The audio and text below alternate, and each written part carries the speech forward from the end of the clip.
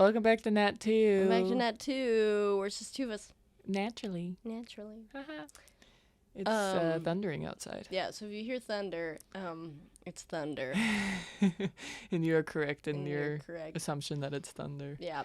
I, right before I came here, we got our lips pierced. Yeah. Together. Not right We're before linked. I came here. Yeah, we're linked together. Eternally. Right before I came here, I had some spicy green beans.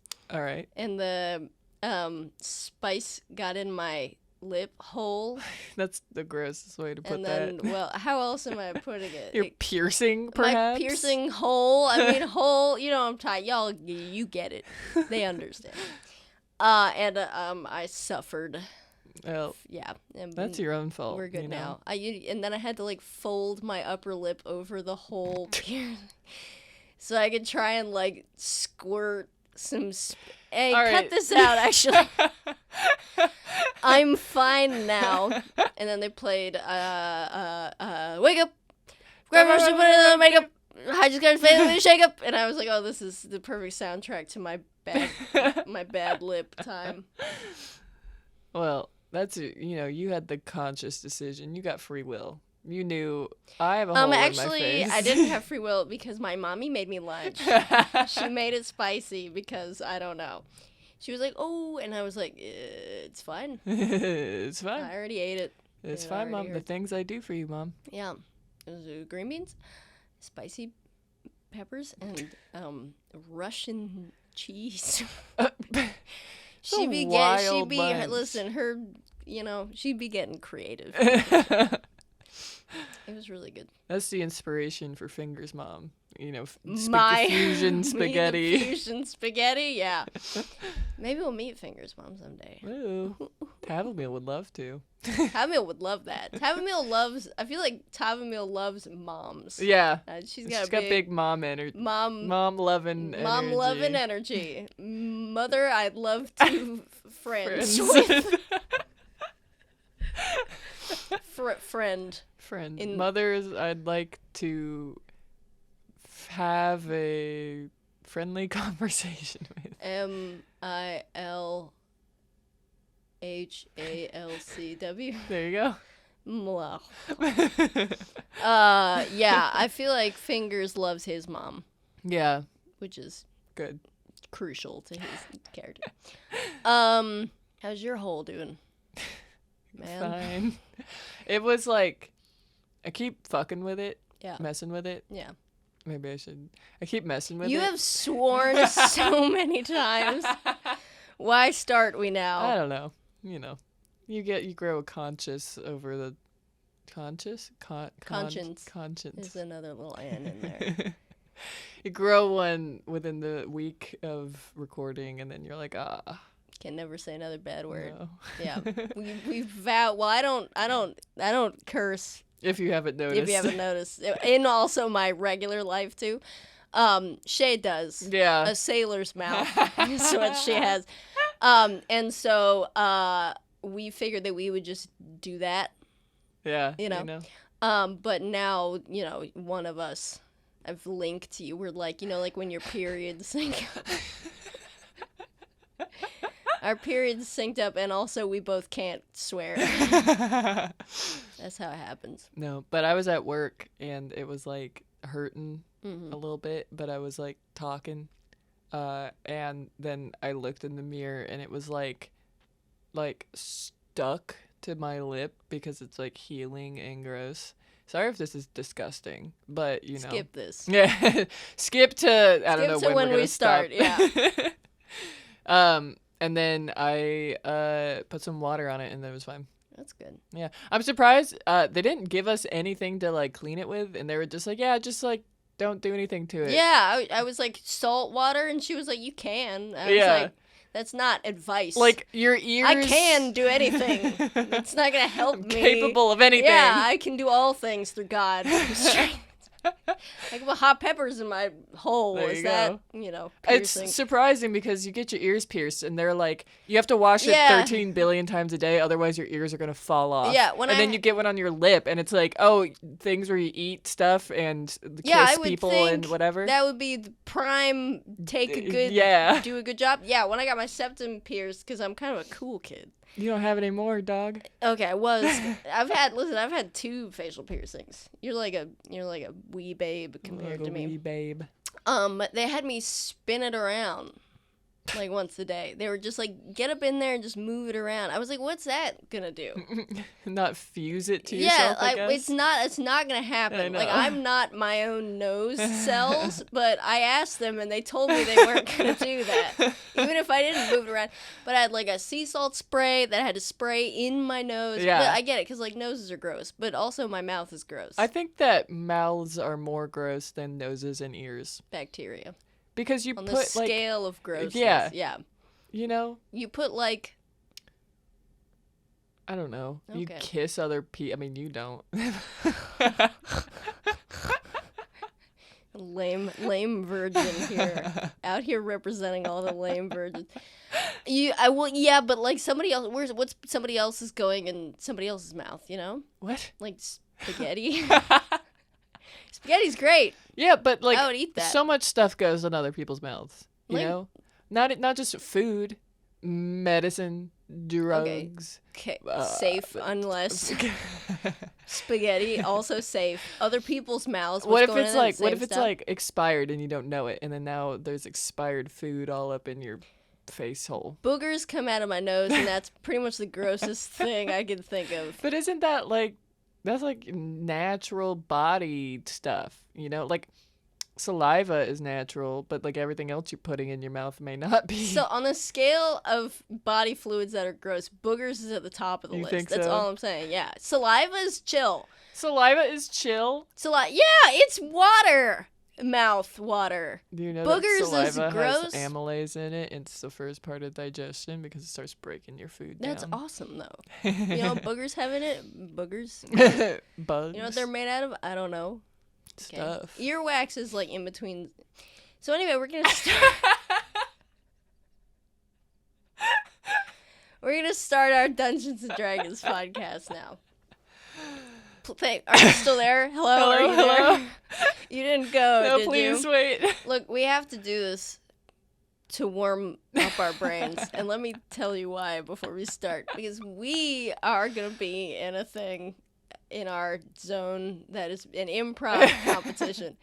And we were trying to practice for it last night, and it didn't go well. And then I had some sort of psychotic moment and created a mysterious character who said lots of things. Anyway, the point is, we've learned the value. We need to open up the valve of our brain a little bit and dump it out. Do a little before you put the car in gear. You give it a little, you know.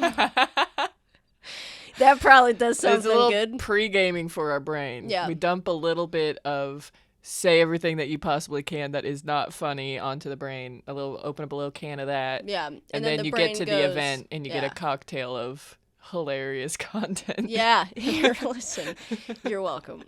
All I can say is that. So, the last thing that happened in the last episode is that Etheod broke into a liquor store. Yep. Found had some kind of interaction with Thalen. Yep. Learned some things. What are the things he learned? Well, you know, he learned that Tavumile was there, and I think he thinks that he was, or she was there with like a noble man, because I think that's what Thalen said. He learned that she's gonna go on a date with Thalen at 10:01 a.m. presumably, and also that Thalen thought she was going home after the liquor store. But this is reframe this. Thalen told Etheod a lot of stuff. Yeah. So to say that it is for sure true, Etheod could not. Yeah. But that is what he has learned from Thalen. And there was a ledger that was notable only because there was no payment that changed hands for only one customer in that day, and that was Lady Gwynth. Yeah. And so there is some sort of speculation about, like, well, if she had paid in water clary or some other such thing, there would be a reason that would be the case. And then Etheod, having presumably figured out all the things he felt like he needed to figure out, went to go find his boy Fingers, when suddenly he heard a noise outside the window of someone getting ready for something. Yeah. Hijinks ensued, and in the end, we found out that it was Lucien, my boy, who had gotten the crap kicked out of him, and basically got Etheod over to where Fingers was, who was asleep on the floor because Lucien had poison is a strong word, drugged him such that he would fall asleep. And now, where we left off in the last episode, Fingers had suggested that they use, assuming Lucien had brought some from home, they would use water clary to determine where Tavumile was, because it has properties that would allow them to be able to see that, the future telling properties, etc., scrying.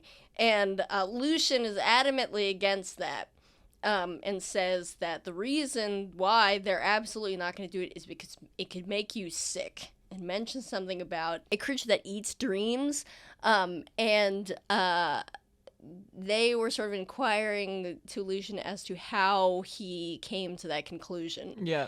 So how he said that he had seen what it does to a person. Yeah. And I think it was Etheod who was like, well, how would you know that? Yeah. And that's where we ended the episode, because I'm a gangster. So now, in this episode, the one we're doing now, we are going to drift gently, like on the wings of a dove, back to Tavumile, who is currently, was in the last episode that she was in, beckoned gently into the room where she is to wait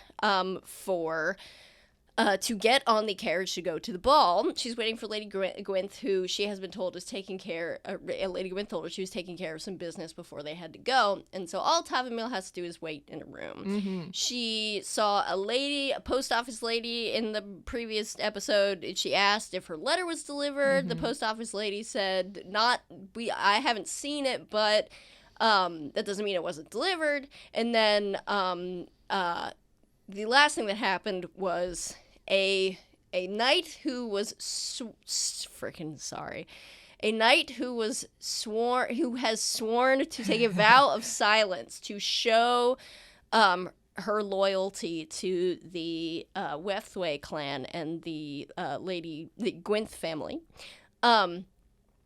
who spoke to you. Yeah.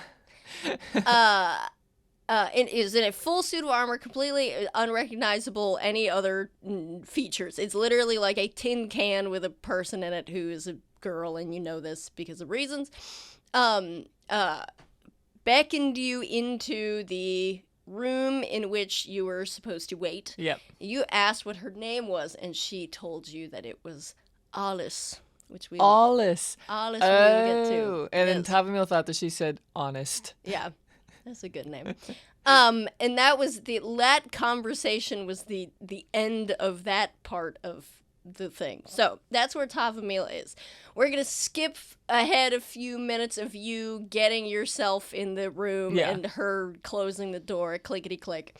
And you hear the door shut, and you hear another click, which you might interpret as the door locking. Like, I'm not going to make you roll for it. It sounds like the door locking, but it might be a door that just locked when it got shut. Okay. So it's not there. It sounded very click, click. It didn't sound like click, to take out my keys. Yeah. You know what I mean? Like, it was very like a 1-2 thing. Okay. So right now it's about 6:00 p.m. The ball starts at 7:00. That is basically meaningless to you because you are a little kid in this. Like, you have no agency whatsoever. Yeah. And yep, you're sitting inside the room. There's a rat in your pocket that is taking a little nap. I'm gonna take the rat out. Okay. And like hold it very gently and bring it up to eye level and be like, well, hello. I think it's safe for you to come out now. You're saying this to a rat that's in your hands in front of your face? Yep. Okay. It's a little brown, kind of brown tan garden rat. And it is fully, like, was asleep until you decided to scoop it out of your pocket. And when you take it out of your hands, how are you holding it? Is it, like, on its back, Like, on its tummy? Little cups hand and letting it be like on its feet if it wants to be. Oh, okay. Like, letting it do its thing. Yeah. So when you take it out of its pocket, it begins to become aware that it is being moved at a great speed, especially for a rat, and starts kind of like getting ready to do something. Okay. Like, depending on your next behaviors. It's kind of just like, I'm gonna like freeze and just go, I'm sorry. I'm sorry. I didn't mean to scare you. I know that sometimes new experiences can be a little bit scary, but I just, I don't know. I didn't know if you were comfy in that pocket, and I was kind of afraid that all of that fabric was going to suffocate you. as you're talking, rat starts doing the thing where, you know, like when a rat starts okay, I have rats. If you've had a small rodent in your hand, is like gonna kind of casually start being like, okay, I'm gonna mosey on out of here. And you, in order to keep them in your hands, have to do the like rat treadmill. Yeah. You know what I mean? Of like hand over hand. That's starting to happen. So if Okay. you don't do that, rat, go away. I'm gonna do that. Okay, cool. So you're just doing the hand treadmill. Yeah. Okay, cool. So the rat is just kind of slowly, and it's just like, okay, I'm gonna have to put a little more mustard into this escape attempt. Oh, this must be good exercise for you. Okay, rat is like more doing it now. I don't want another friend to leave. I was with a pigeon, and then and then he left because he got scared, and now I'm here alone, and I miss my family a lot, and I miss Lucien. Rat is going to kind of continue this like mad dash routine, and you can see like from an observer, it would just be like little rat arm, little rat leg, as you like are trying to like keep it in your hands. Yeah. The tail's like wiggling all around. And as you do this, you hear on the other side of the door a like thud sound, and then you hear just like.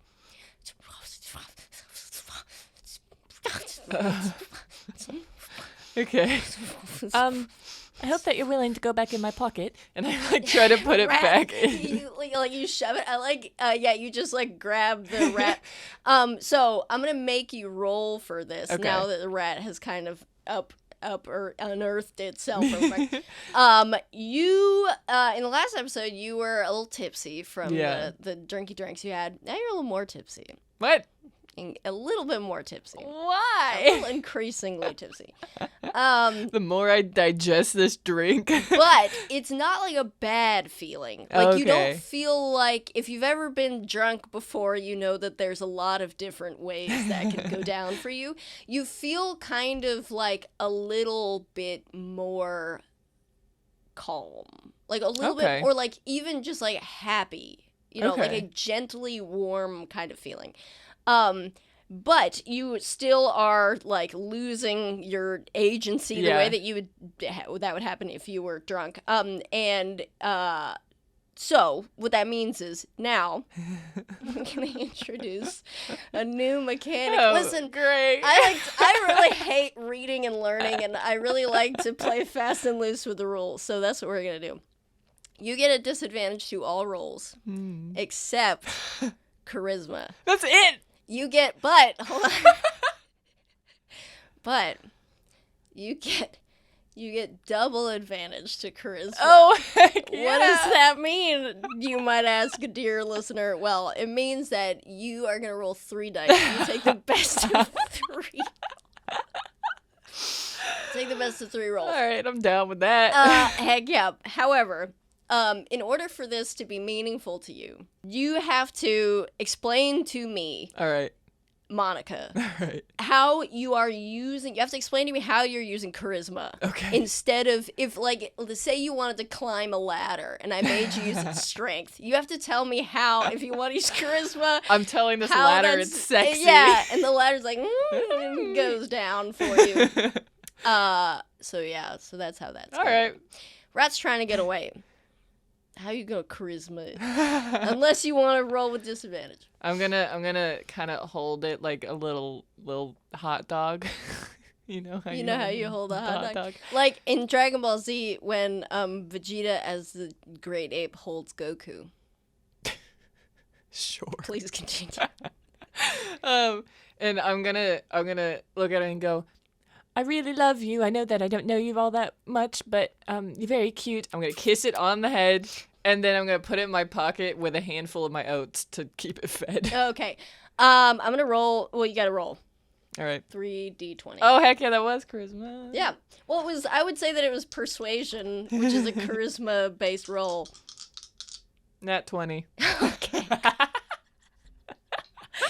So you're feeling good. Life is good. Everything's great, except you can't feel your body parts because you're drunk. And your like confidence. I don't know. Again, I don't know if you've ever experienced rats. Rats love to be kissed. That's not a joke. They love it so much. They don't like to be held. They like to be gently kissed. So when you kiss this rat, it kind of like. You kind of charm it with your, like, just that kind of quality. Because when you grabbed it, it was like, and you give it a little kiss, you shove it in your pocket, and it's like, well, she gave me a kiss, and there's oats in here. So the rat kind of, like, you feel it doing, like, a kind of, like, feel like it's trying to get out, and then it's like, well, it's not a bad gig. It's warm, and there's oats, and they hang out in here. So the rat's safely in the pocket. Yeah. While it's going on, still outside, you hear, like... Yeah. I'm gonna walk to the door and, like, put my ear up to it. Okay. Doing that action, you hear... the same noise louder, which I'm going to do for you now.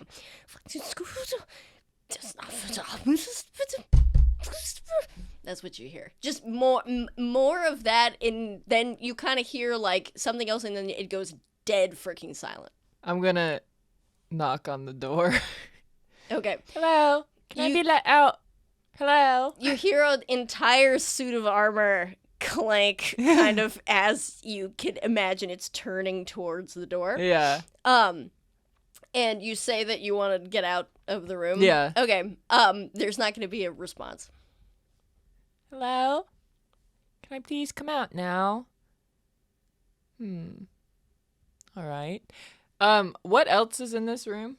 It is a sitting room. So it's the chairs only type situation.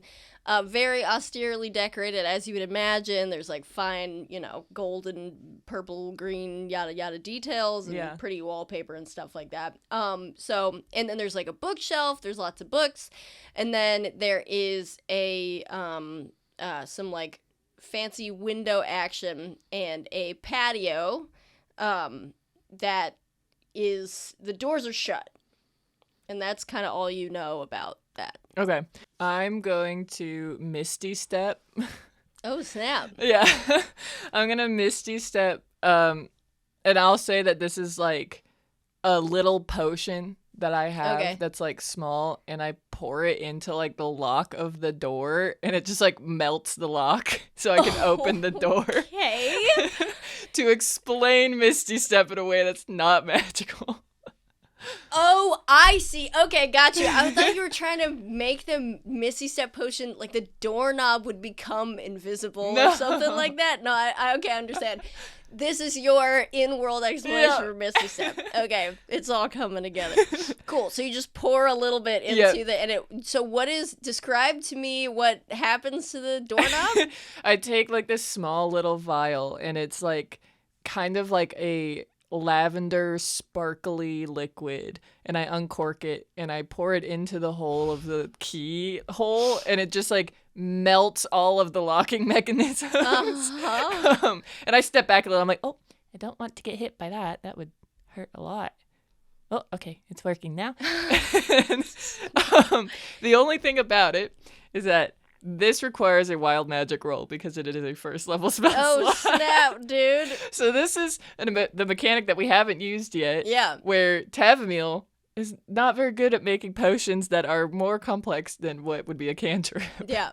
So because of that, I have to roll between, it's like 1 and 20. No, well, 1 and 5 Yeah. for something to happen, right? Mm-hmm. Okay. Because we're going to keep increasing it. So the next spell that I use is going to be a 1 to 10, and then a 1 to 15, and then a 1 to 20, and then it resets. Yeah.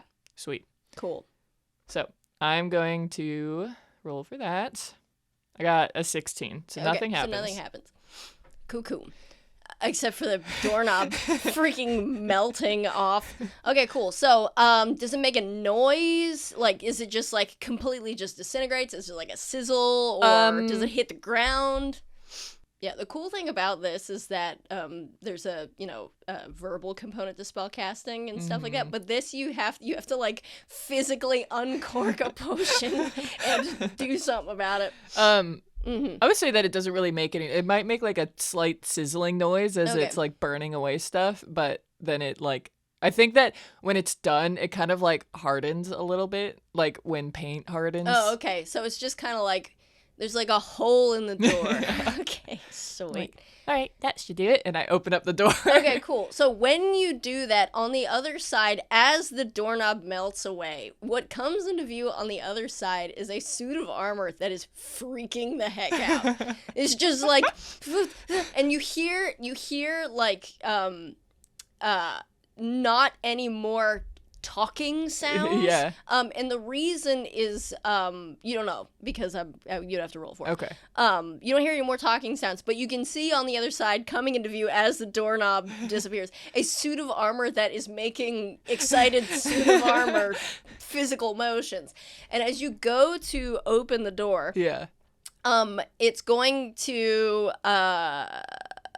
roll athletics to attempt to body check you back into the door, back into the room, and shut the door behind it. I'm gonna try to not get Oppose? Yeah. Okay. Have fun with your disadvantage athletics Oh, check. shit. Okay, what did you roll? What'd you roll? A 21. Fuck. I got 16. Oh, that's good, Yeah. too. Okay, cool. So we're gonna say that because you have the porthole to the other side of the door, you see this suit of armor fixing to like do something about it, and you like grind your feet into the, you're like, okay, when this happens, I'm gonna be ready. Yeah. For it. And what's really unfortunate is that she is wearing a suit of armor, a large suit of armor, and that a suit of armor is made out of metal. Yeah. And she's just gonna like a freaking steam train, like. You go to open the door with no doorknob. She, like, hooks her thumb around the inside of the hole of the doorknob and just pulls her body through and pushes you back into the room, shutting the door behind her. And you can hear the hinges, like, get mad about it. And she, like, so she's just like, goosh, with her whole body pushing you back into the room. Why can't I leave? Why is... What's going on with the doorknob? Can I make a insight check as to who that is? Yeah, you can make an insight check. What are you trying to figure out specifically? Who that is, and... Who the person you're talking to right now is? Is that That's the knight the- speaking? Yes. Oh, okay. So, yeah. I want to make an insight check then to why she's not letting me leave. Oh, okay. Yeah. Oh, I need to make freaking disadvantage. You're right. Yeah, do. 10. Okay. You recall from earlier, York, and by earlier I mean like minutes ago. Yeah. Lady Gwynth saying that she is a knight who's going to guide you to the room and that she's supposed to protect you and that she's taken a vow of silence. And you remember Arliss saying earlier that she would get in trouble. She like that you have to go into the room because that's her job. I would say not even necessarily that she would get in trouble, but that's her job. And so you could maybe infer from that she's trying to make that happen. I'm going to get on my knees and look through the hole and be like, I don't understand why I can't leave. I mean, I'm not going to go anywhere. The doorknob What about melted it? off. What are you? And she's looking like, okay, hi. Have you ever seen Full Metal Alchemist? The one that is, this is for us, it's not for you, because I know you don't know what I'm talking about. The one that is in the suit of armor forever. I only saw a couple episodes, friggin' fry me. She looks, it's like, you know, you would think a knight of this elven kingdom would be very, like, up and down, austere, you know, I don't make such gestures. Yeah. She is, like, fully physically describing to you, like, you know, what's the doorknob melted? Roll an insight check, and I Okay. would give you advantage on it because of how evident this is. But So it's rolling straight? Yeah, you're rolling Okay. straight for this. 12. Okay, this does not look like something's going on. Okay. It's moving around in this suit of armor with like extremely specifically in a way that you wouldn't like it's something you can't place is Okay. like frickin' something. Can I ask you your name again? I forgot it. No, because before that, and so the suit of armor is like is inspecting the doorknob to be like, what happened? Yeah. And you're sitting on the floor looking through the doorknob hole. And she's kind of like between you and the door and is kind of like, so what's going on? And then is looking back at you to kind of acknowledge your presence again, because she was really focused on, I don't know, maybe a melting doorknob all of a sudden. Okay. What was your question? Can you tell me your name again? I forgot it. It's Alice. You hear the helmet creak from a smile that you cannot see. Like, it's like, after it's Alice, you hear like creak, and you imagine that the figure inside the helmet is smiling, and that's making something move. All right, Alice. I don't understand why I can't leave the door. Don't worry about the door. I mean, I'm sure that Lady Gwynth would be able to pay for it because she seems to have a lot of money, and so the doorknob would probably be of no bother to her. But I do want to talk to Lady Gwynth, and also, who are you talking to out here? As you're kind of doing that, you can kind of see Arliss growing more impatient, honestly, with you and yourself. And right as you say, like, who were you talking to or whatever, she's gonna, like, put both hands on your shoulders and kind of back you up away from the door. Look, don't be freaked out or anything, okay? Just be... She's literally both hands on your shoulders. It is... You can't even discern any kind of humanoid features. Just backing you up against the wall with the shoulders away from the door. I would like to be your friend, but you're making it a little bit hard to be. Just give me like 2 seconds, and it's like clink, clink, clink, back over to the door. And the door the door opens inward, so into the sitting room from the hallway. That's what's going on. And so she puts a chair kind of like in front of the door to like prop it so it wouldn't get opened if someone pushed the door open. And so she's in the room with me? Yeah. Okay. Yeah, you guys are both in the room, and she's we'll say it's not a chair because I'm having trouble. You would need to use the doorknob to keep that. She like slides a piece of furniture. Okay. We'll say just like a settee. I don't know what it is. A cadenza. Yeah, settee. You know, whatever. A cadenza. I know what that is. A cadenza in front of the door that covers both the door and the doorknob hole to make it not open and to make it not obvious. And she's just like, it needs, just push. I'm very, I don't have a lot going on in my brain all the time, and I'm very confused. Listen, I'm happy to explain, but you have to be cool, man. I think that I'm pretty cool. Okay, listen. You're going to the ball, right? I guess so. That's what Lady Gwynth said that I'm going to. We have to go to the ball. So, all I need is for you to be cool, and then we get in the carriage and drive to the ball. Why do you think that we're not going to get to the ball? No, listen, I think we are going to get to the ball.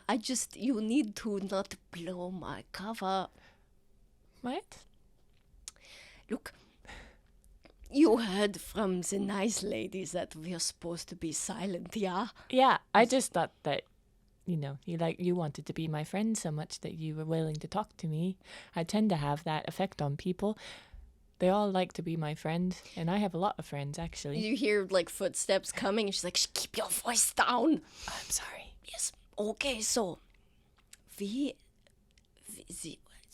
as maybe you have put together, we are not a knight of this, but don't be alarmed, it's okay. We are not a knight. Yes, me, Alice, I'm not a knight, okay? Oh. This is what happened. I didn't put that together at all. But you have to promise me that you're going to be cool. Okay. Okay? This is another promise. I've made a lot of promises today. Well, make this one. This one's really good. Okay. It will be fun. A fun promise. A fun promise. You just have to make it, and you have to help me because we have to get this ball. And you hear, make a perception check. Okay. 6. You hear something. Okay. You hear something that sounds like something, and then it goes away so quickly that you don't even acknowledge it, really. Can I ask something? I'm sure. All right. If you're not a knight, then what are you? Does Lady Gwynth know that you're not a knight? No, that's why you have to be cool. Oh. But it's not going to be a big deal. If you I don't have much time, okay, so let me explain. All right. Me and my sister, we're not from around here. We're dwarves. All right. Okay? So we come here and we want to, experience what it's like. We're on a gap year. You're on a gap year? We're on a gap year. What does that mean? We're going to become... we will go back to the whole of York clan and learn for the next 400 years how to make steel stair You're railings. part of the Horfeld clan? Yes, say it louder so maybe people can hear you. Oh, okay. So you're part of the... She's gonna shove her hand in your mouth. That was a little joke. Oh. Anyway, so... I've never met anyone from the Horfeld Well, clan. now you have. Okay, so we're on a gap year. We go traveling, yeah? We decide we hear about the ball in the Waypoint town. So we come here and we, get a little excited before the ball. And we go to the Dented Euphonium. It's a pub in Oh, I town. went there. Great, yes. They want to open up a gym. Great yellow mustard. It's like you lift mustard and then you get really buff. What is it about no times that Oh. you don't understand? Listen, on Tuesdays, they do bottomless mimosas. Okay? And we've never had such. We have ale in the caverns that we are from. We've never had such a thing as a mimosa. I've never had a mimosa And either. we happened to come by one of the organizers of the ball. Right. We got into a little disagreement. Right. And basically we got banned. From the ball. Yes, but we had promised the patrons of the bar are not dwarven honors that we would get into the ball. And so now, one thing led to another. Well, I would love for you to come to the ball with me. Great, then you're going to be cool, I think I'm always cool. but you're going to be not blow our cover? You mean, am I not going to tell Lady Gwynth that you're not a knight? Yes, I guess so. You guess so that you are not going to tell her? Yes. Excellent. And you can hear during this whole conversation, Arliss has had one hand behind her back, Yeah. holding the staff. And as you say you're going to be cool, you hear 4 fingers unclench a staff. And she, like, takes her hand and, like, grabs yours with her giant metal hands. And is like, that's great. Okay, then all you have to do, is stay in this room, like we said, and be cool. Would so you like that a we can-" hug? You seem rather stressed right now, and I know that I really like to get hugs when I'm stressed. Lucien gives the best hugs. You're not focusing. Oh. Listen, all you have to do is stay in the room. Is that a no? Sure, we can hug. And so she, like, grabs you in, like, a dwarf hug, and, like, pat, pat, pat. Yeah. And as this is going, she's like, so all you have to do is stay in the room and be cool and don't melt any more doorknobs, please, so no one is the wiser. I can't explain what's going on because I'm not allowed to talk to anybody. I can explain what's going on. But you're not maybe so good at it. Explaining what's going on, I would just tell Lady Gwent that I wanted to get out of the room, and then you told me, oh, no, I can't tell people that you said anything. No, listen. You're not listening. This is the progression of events. You stay in the room, we stand outside the room. We all take a little break. We've been carrying suits of armor all day, and we're very tired, okay? All right. So if we could just sort of stand outside the room while you sit in here, and then in maybe 20 minutes, 30 minutes, we go into the carriage and go to the ball, me and you. If you go somewhere, maybe I don't get to go to the ball. Can I ask you something? For sure. You said that you and your sister, and then you keep saying we. Are there 2 of you in there? Listen, she's very close by. That's all I can say. Okay? So, anyway, we have to go back outside so that no one is the wiser. And you're just going to hang out in here. Listen, there's a garden. Look at the garden. You look like a little...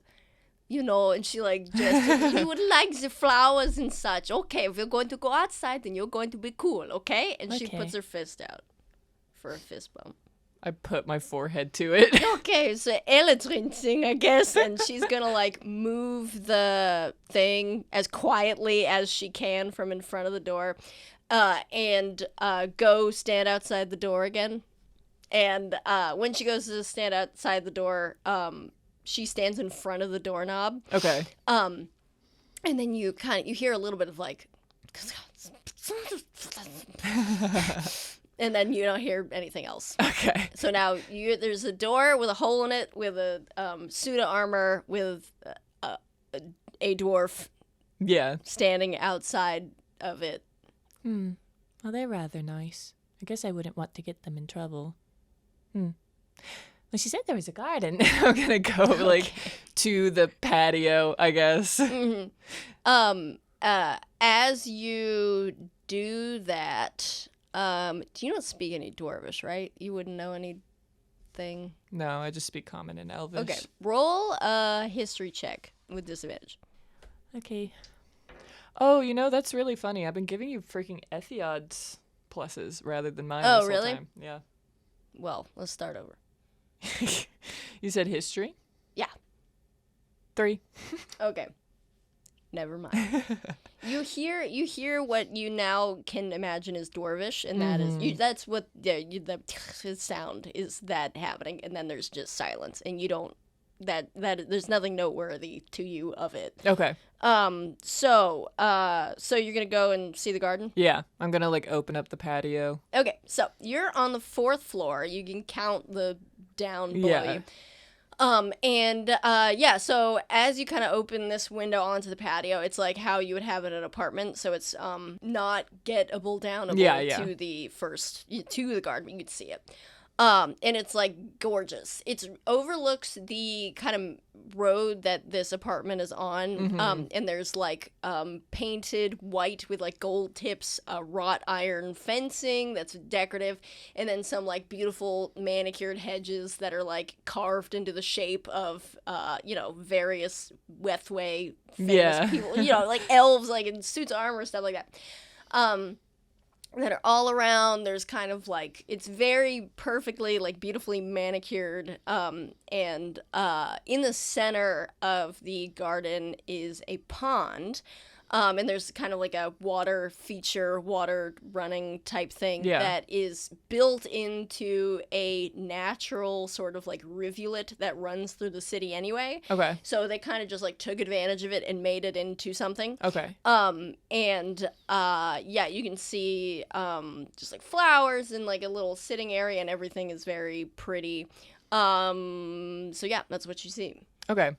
I think that I look out at all the flowers and all that, and I kind of like lean on the balcony with like, one hand on my face and the other just resting on the edge of the wall, I guess.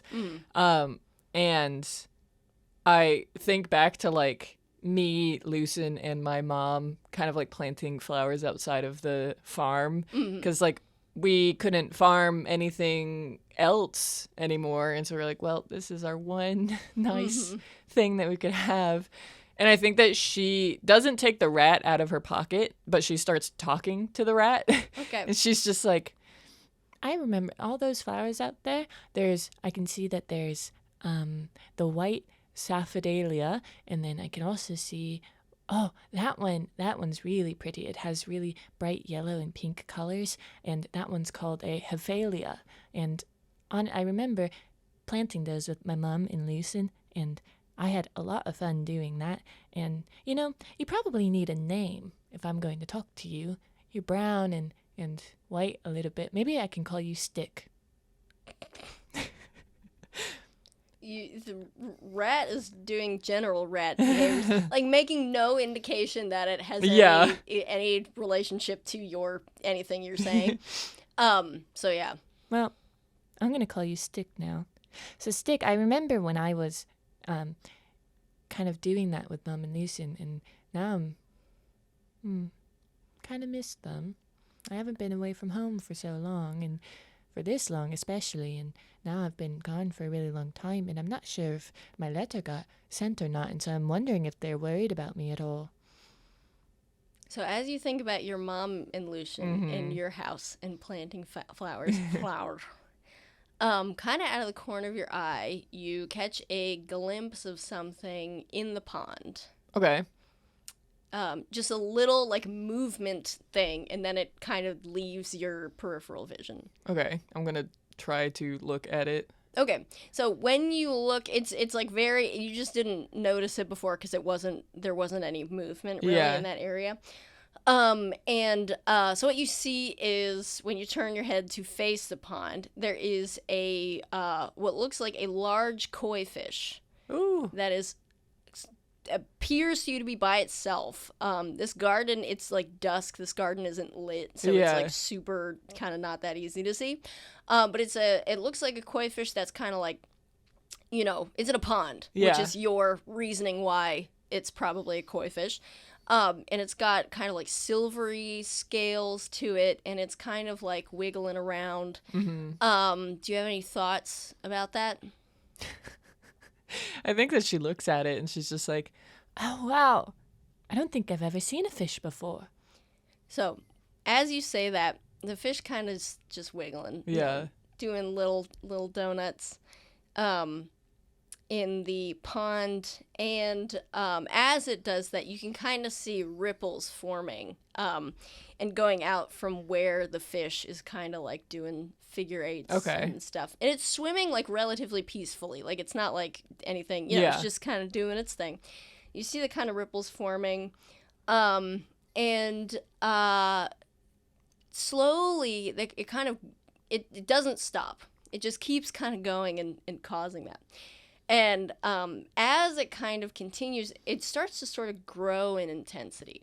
Like something's bothering it.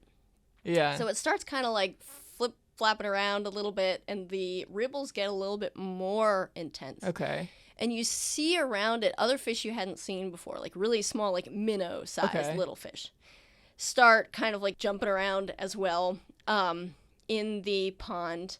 And the ripples start kind of knocking water over the sides of the pond and onto the ground outside of the pond, out onto the kind of stone patio thing. And then sort of all of a sudden, it was building, but now it's sort of reached a point. The fish in the middle jumps out of the pond. Oh my gosh. Lands upside down back in the pond. And you could see it in your vision a little bit more clearly. Yeah. And it wasn't a koi fish. It is a fish that maybe Tavumile hadn't seen before. But on it, it had it was dark and kind of silvery from where you could see before, presumably the back of the fish. When it jumps, it has a bright white underbelly, and you can see a whole bunch of kind of whiskers at the corner of its mouth. It lands upside down back in the pond, and when it does that, suddenly the ripples are not just in the water. The ripples kind of go out from the water, and you see like a seismic ripple just go through the entire garden. And as it does that, it kind of like uproots things, like it's like cacophonously loud. Like you're overwhelmed by this sort of like thunderclap of like churning earth. And as that happens, it's kind of like overwhelming you, and it's sort of like sucking you in, like it feels like that. Like there's only you and this catfish that just is like losing its mind at this point. There's rippling and the sound and everything's going on. And how do you feel about that? I think that she's like bracing herself and very, very confused and like almost very concerned. Are you gonna try and do anything? Think that honestly, she's probably just going to be like, Alice, I think that something's wrong. And you hear like as you say that mid-word, you feel a large cold metal hand on your shoulder. And she like, as you say that, and you kind of like, she puts her hand on your shoulder, she freaks you out. And she doesn't say anything. She just puts her hand on your shoulder and kind of like pulls, like she's trying to spin you around without like manhandling. So, do you go around? Okay, so when you do that, you see her kind of standing, looking very austere. You see two footmen at either side of the door, and one of them is kind of inspecting the doorknob hole, and it's kind of like, I guess I'll get the friggin' story about this later. Everything seems to be fine. So that's what you see when you turn around. Did you see that?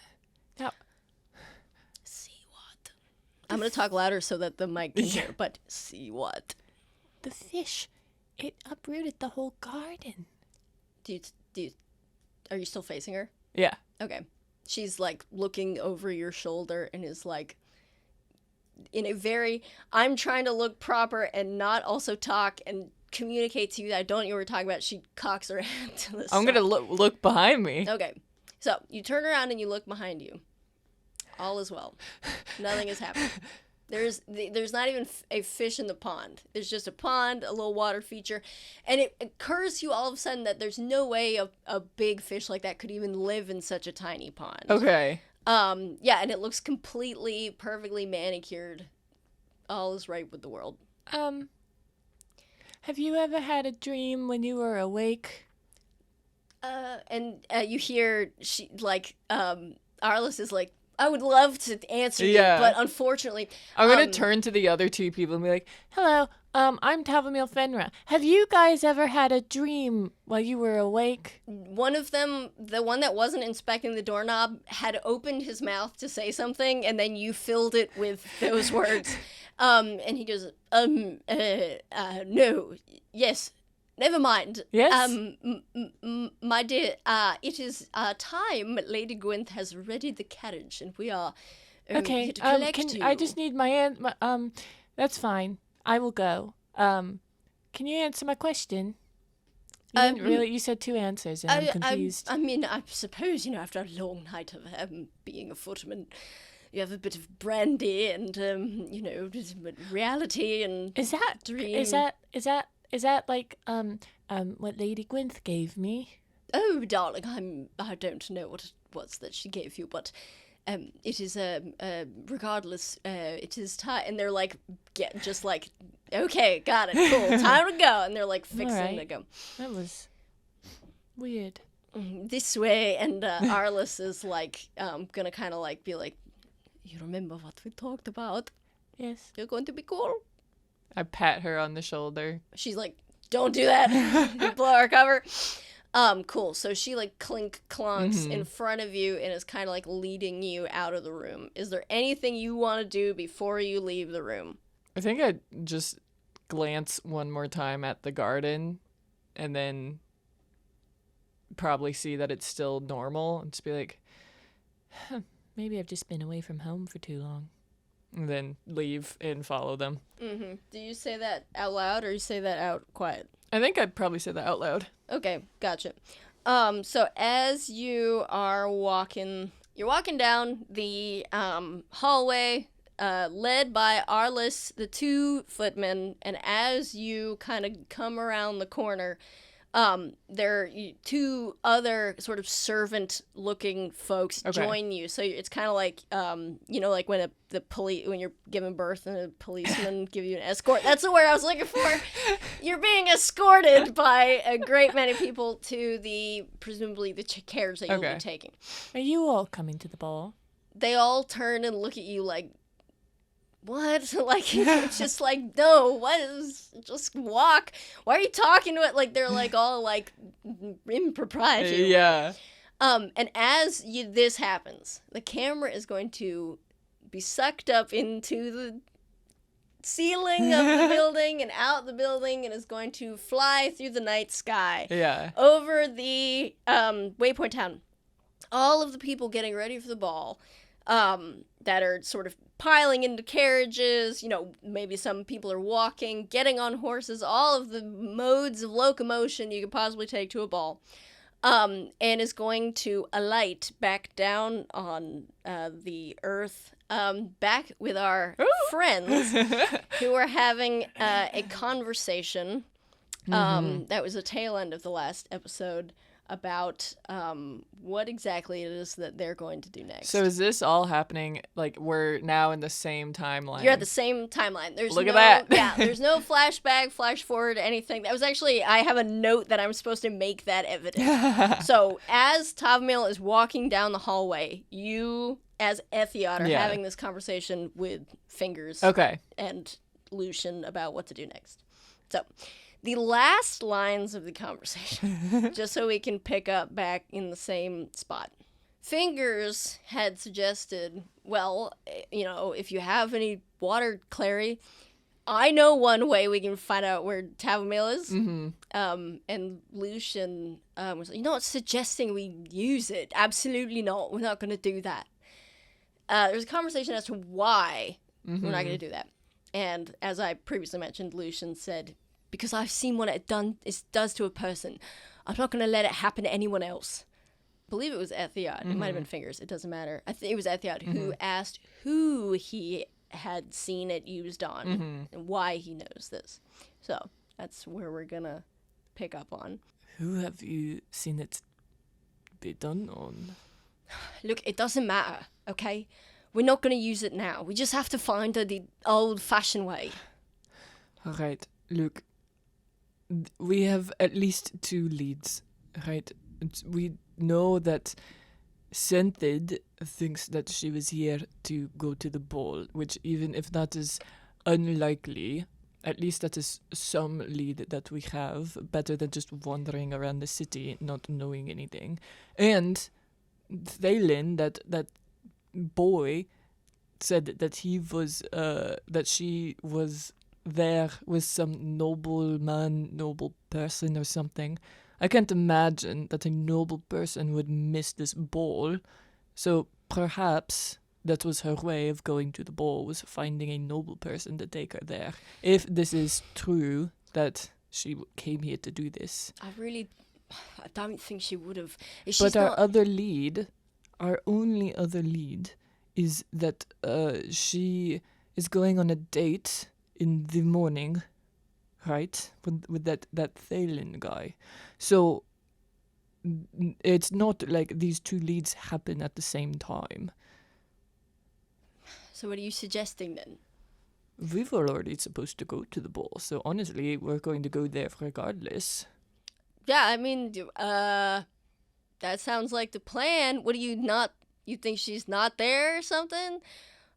I just know that I know this is for sure true. She didn't plan this to end that way. So I just wonder who influenced her. Well, why would it matter if she went to the ball or not? Because it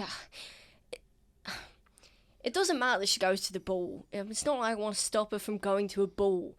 But apparently you forgot the whole part about her mother being kidnapped. And I have not forgotten it. I just am saying that maybe she is there. Maybe that wasn't her original plan. Yeah, but you're missing the point. He's gonna, like, thunk the ground.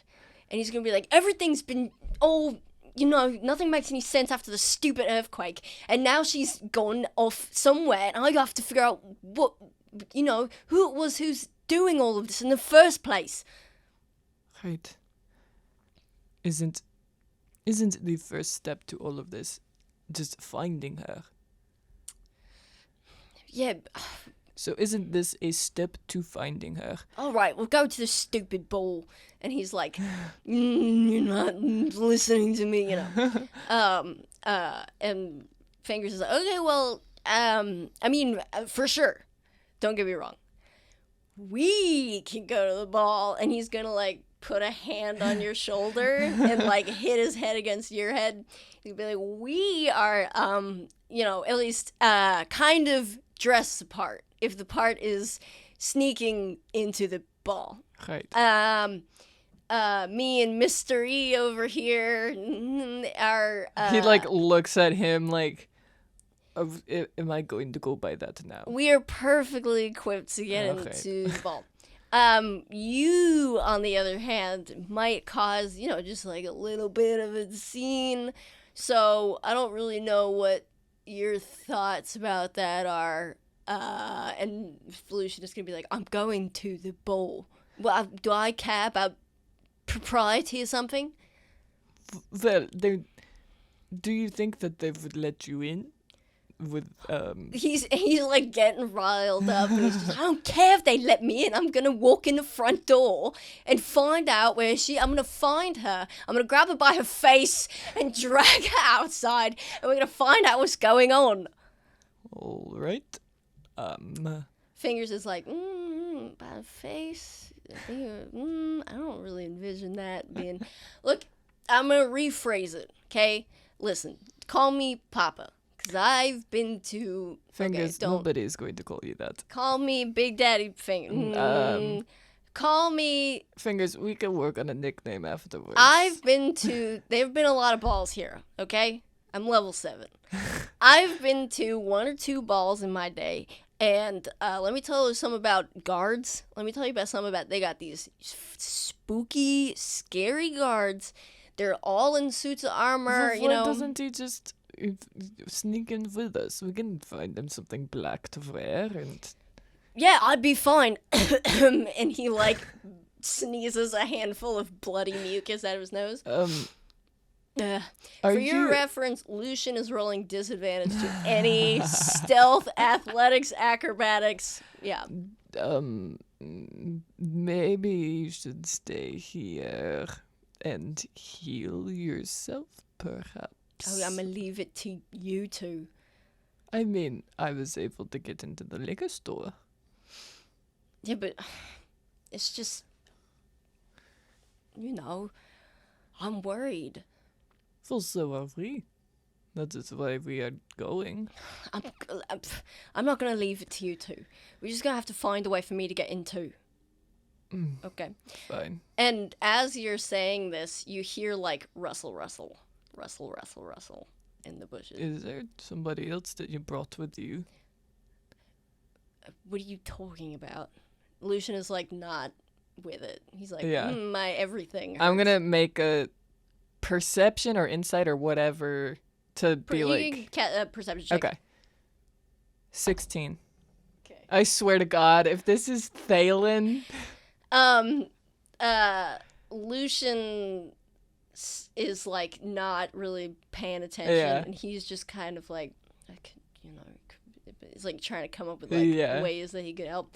Fingers is like doing Dragon Ball Z stretches after being asleep for like an hour, and he's just like, whew, friggin', am I right? The stiff muscles.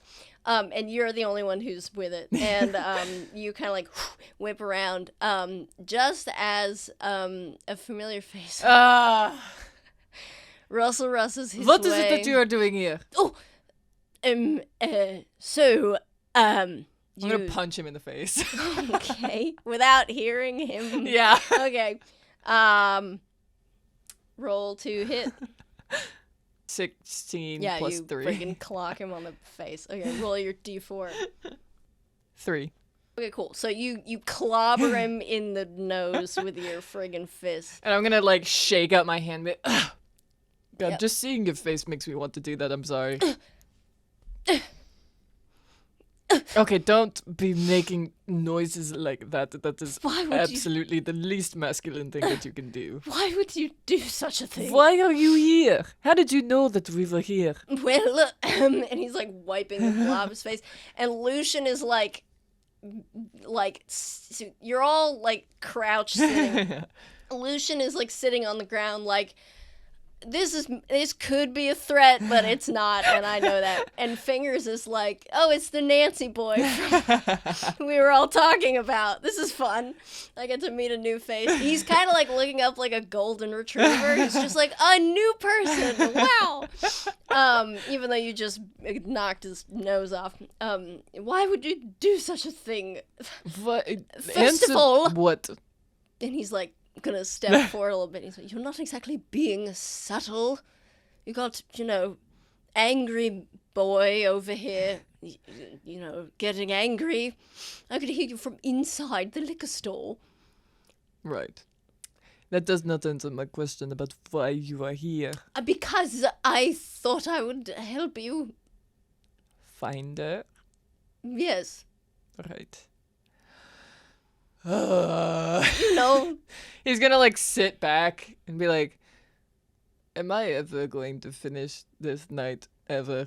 Am I ever going to just be part of the Thieves Guild and then not have to worry about all of these? You're already part of Thieves Guild. Am I? Yeah. Oh, did I not? The thing is, I stole this stuff and I like show him the stuff that I stole. See, excellent. Listen, Thieves Guild is like the army. Once you get accepted into the army, they never let you out. Right? That's how it works. Friggin' Lucien is gonna be like, no. He's just gonna be like, sure, it matters. So you're in it now, right? You passed all the medical. You did what needed to be done. Right. And you're in it now. You're good now. Oh. So now it's just a matter of the train. This is all about finding out how long it's gonna take you to the training. We're establishing. Right. He's gonna pull a piece of paper out of his pocket and he's gonna be like, we're establishing the baseline for from which we need to how good you are now. Crumble, crumble. So do I have to make you more good than that? How long that would take? All right. Yep.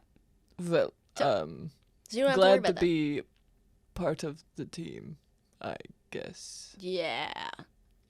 Anyways. You and Fingers turn back to Thalen and Lucien, who are looking at each other like it must be a Thieves Guild thing.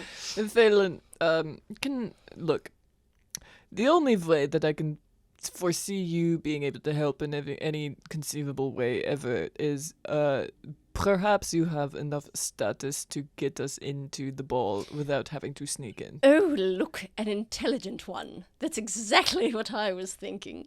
Listen, I may be... Do you want to get punched in the face again? Not particularly. I Okay. only have 5 more hit points.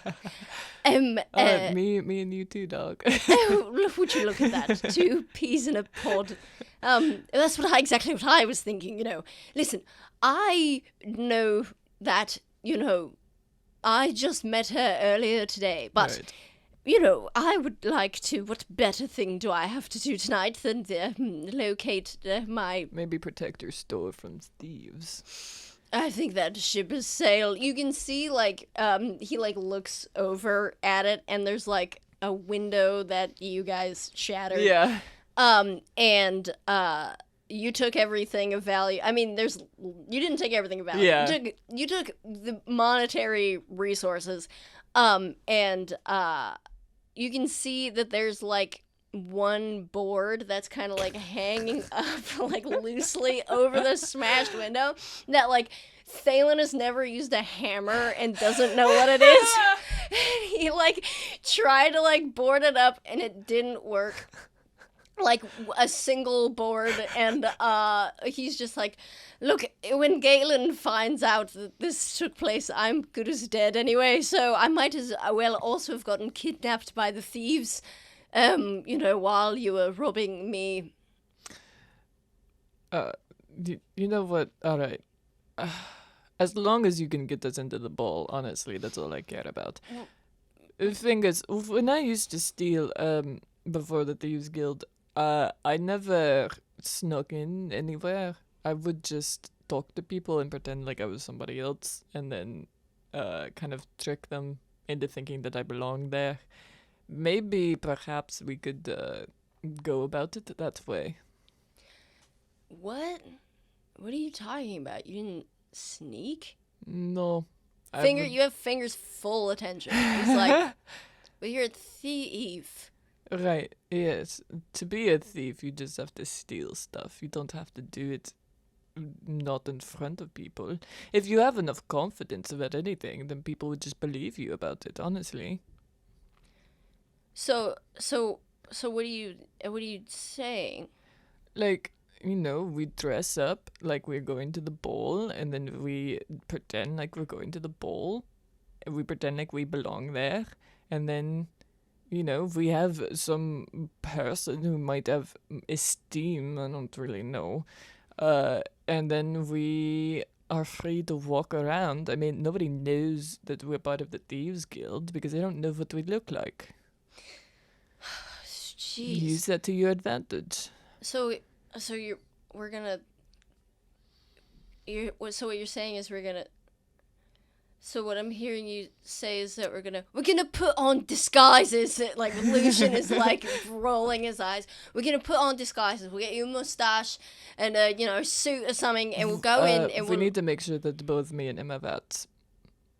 Fine. I mean, we have to take him off when we go inside. That's not Probably. going to happen. Okay. Well, listen. I'll leave that to you. Just put me in a black suit with a black shirt and a black tie, and I'll That's a little ominous, don't you think? all the blood and stuff. Got to do something about that. Yeah, that makes sense. And this one over here, suppose you're fine.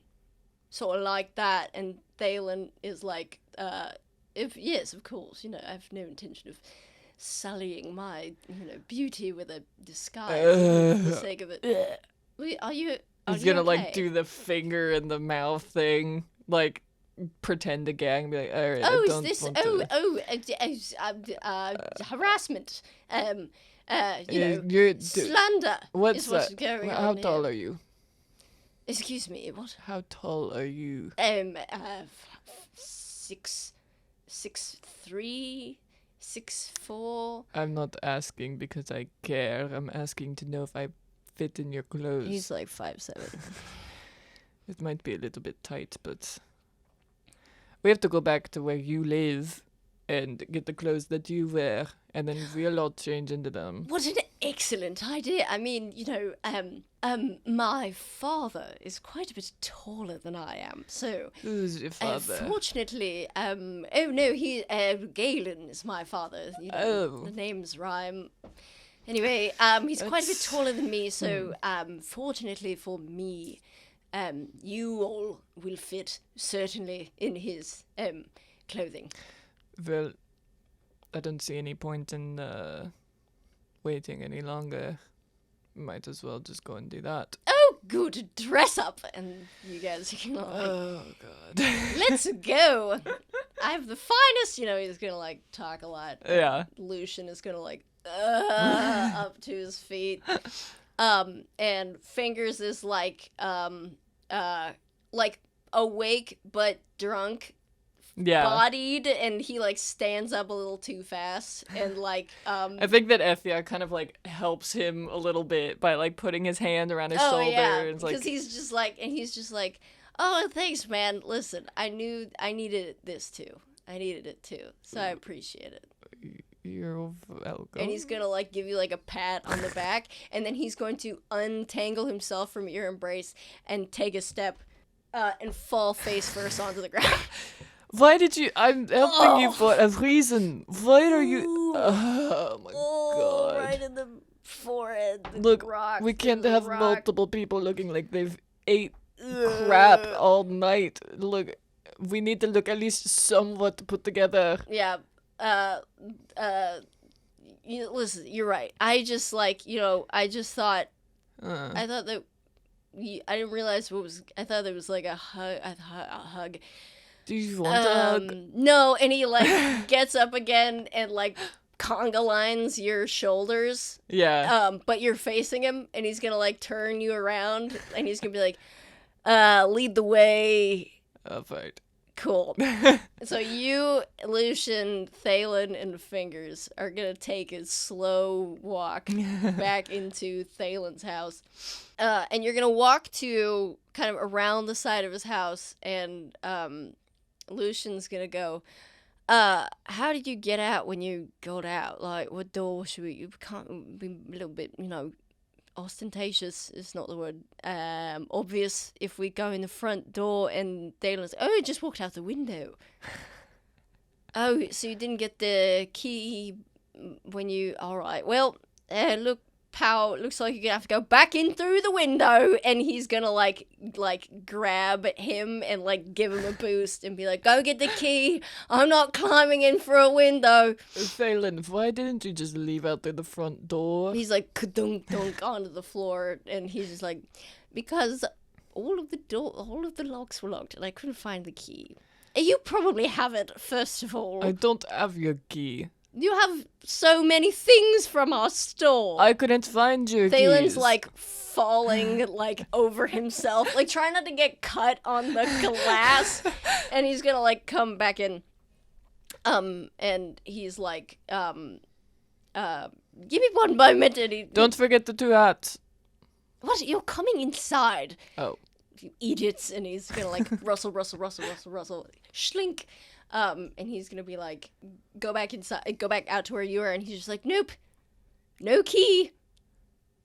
So yes, that's what I told you. I couldn't find them. No, I can't find it either. That's what I'm saying. So You either think you you're have doubting it- my abilities to Look. find? Look, Hmm. he has like his hands like trying to put him on the windowsill, but he can't. So he's just like a cat on like a hot stove, and he's like, You displaced many a thing in our domicile, so I won't have... And then, like, Fingers is gonna be like, all right, and he, like, gets up, and he's really tall, and so are you. And so he's gonna, like, do a cool, like, half-drunk thief flop into the house, and he's gonna, like, grab your arms, and, like, to, like, lift you. Actually, let me see if he, like, gets hurt. Okay, cool. He gets hurt, but not by a lot. Okay, cool. So, yeah, so he, like, as he kind of, like, flumps himself the way inside, the, like, glass gets caught on, like, his pant leg a little bit, and he, like, cuts his leg for just 2 damage. Ooh, jeez, that's Hey, I smart. have the best idea in the world. Why don't we just open up one of the windows that I did not shatter? They lock from the... Oh. well, I suppose we could. And he's like, as he said that, he's walking to the thing, and he like unlocks it, and he's like, anyway, you can come inside. And I'm gonna turn to Lucian and be like, do you need help getting in? Or do you just want me to bring you clothes out here? He's like not paying attention because he's like, ow. Oh, yeah. Yeah, he's like just leaning up against the wall. Like they're probably talking. Everything hurts and life is bad. I'm just gonna like kind of put my face in front of his face and be like, I'm just going to get you clothes so that you don't have to go in through the window. What are you talking about? It's fine. And he's gonna like, go like drag himself up towards the window, and Fingers is kind of like puppy dog, like on the other side, like leaning against the window frame, and he's just like, all right, princess, time to go into the castle. And he grabs him by the armpits and just hauls him into the liquor store. And friggin' Lucian's like, what are you, ow.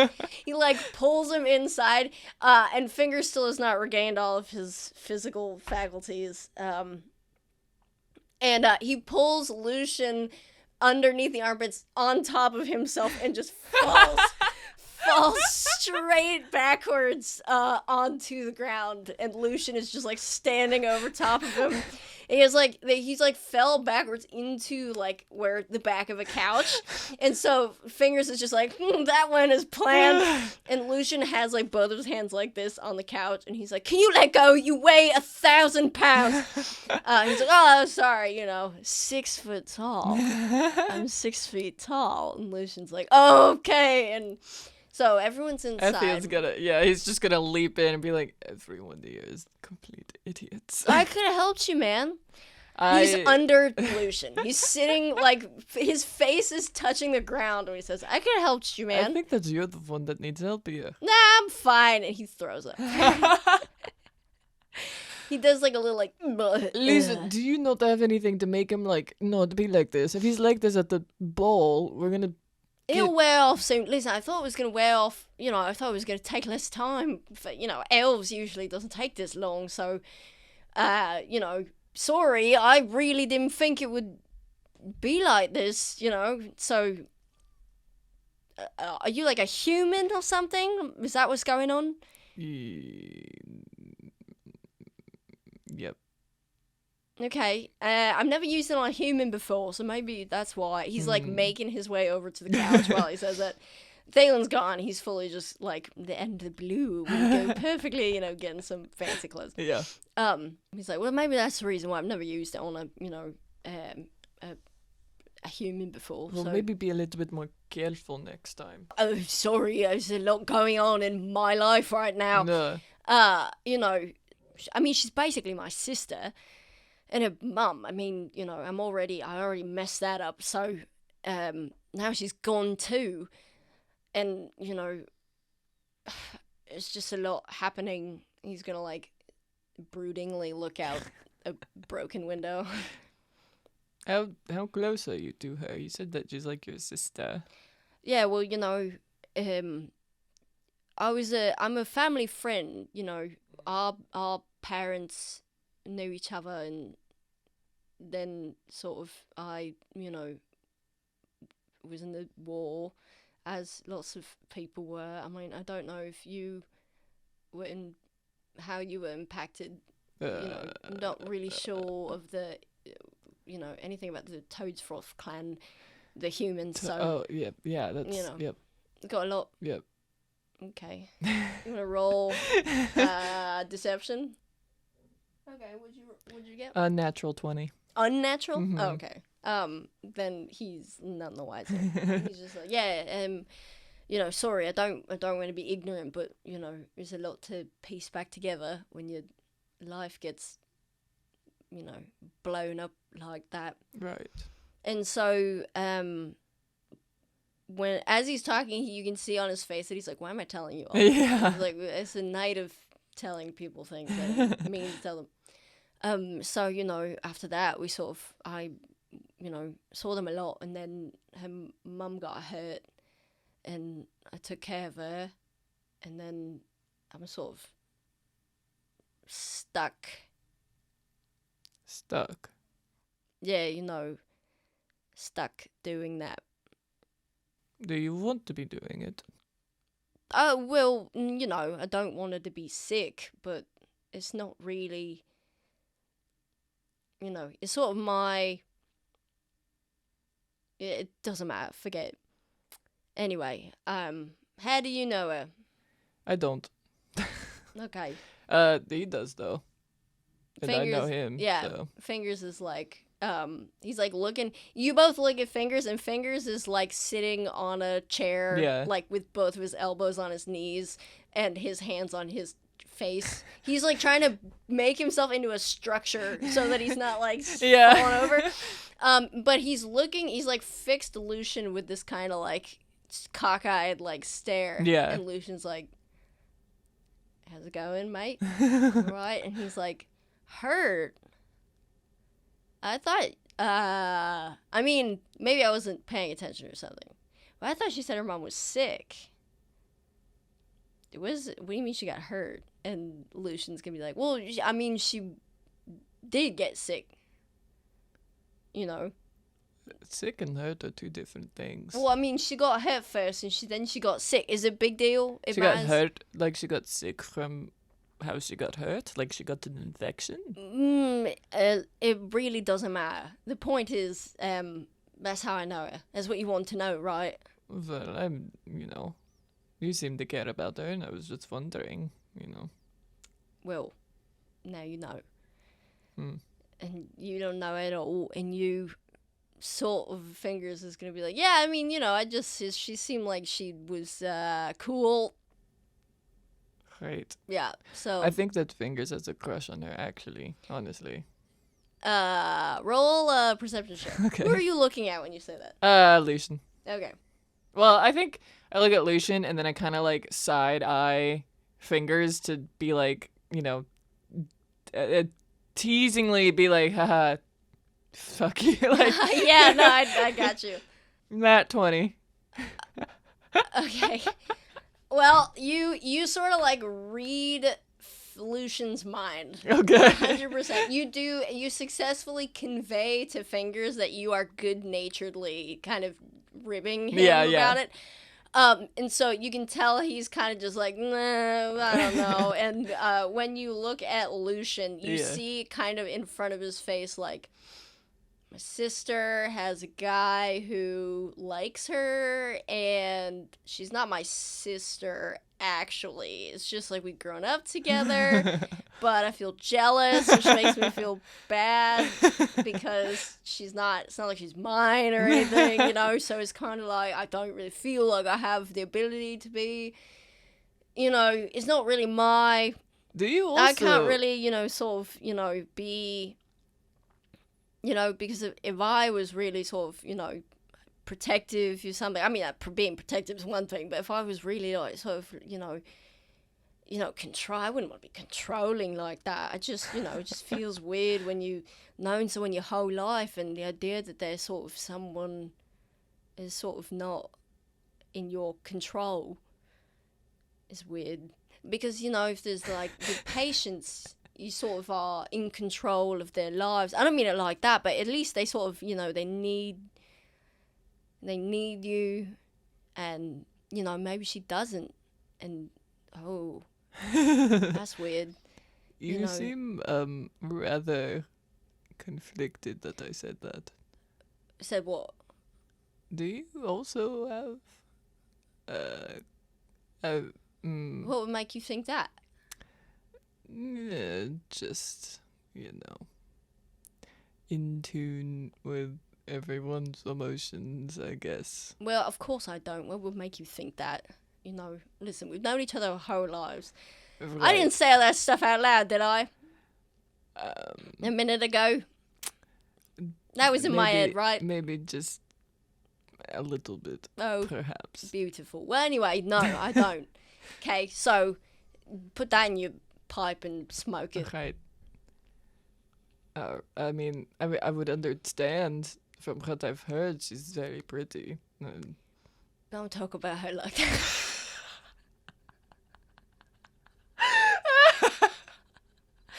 Not in like that way, but in like a way, you know? Just Fingers is like, I get it. You know? Cause like Okay.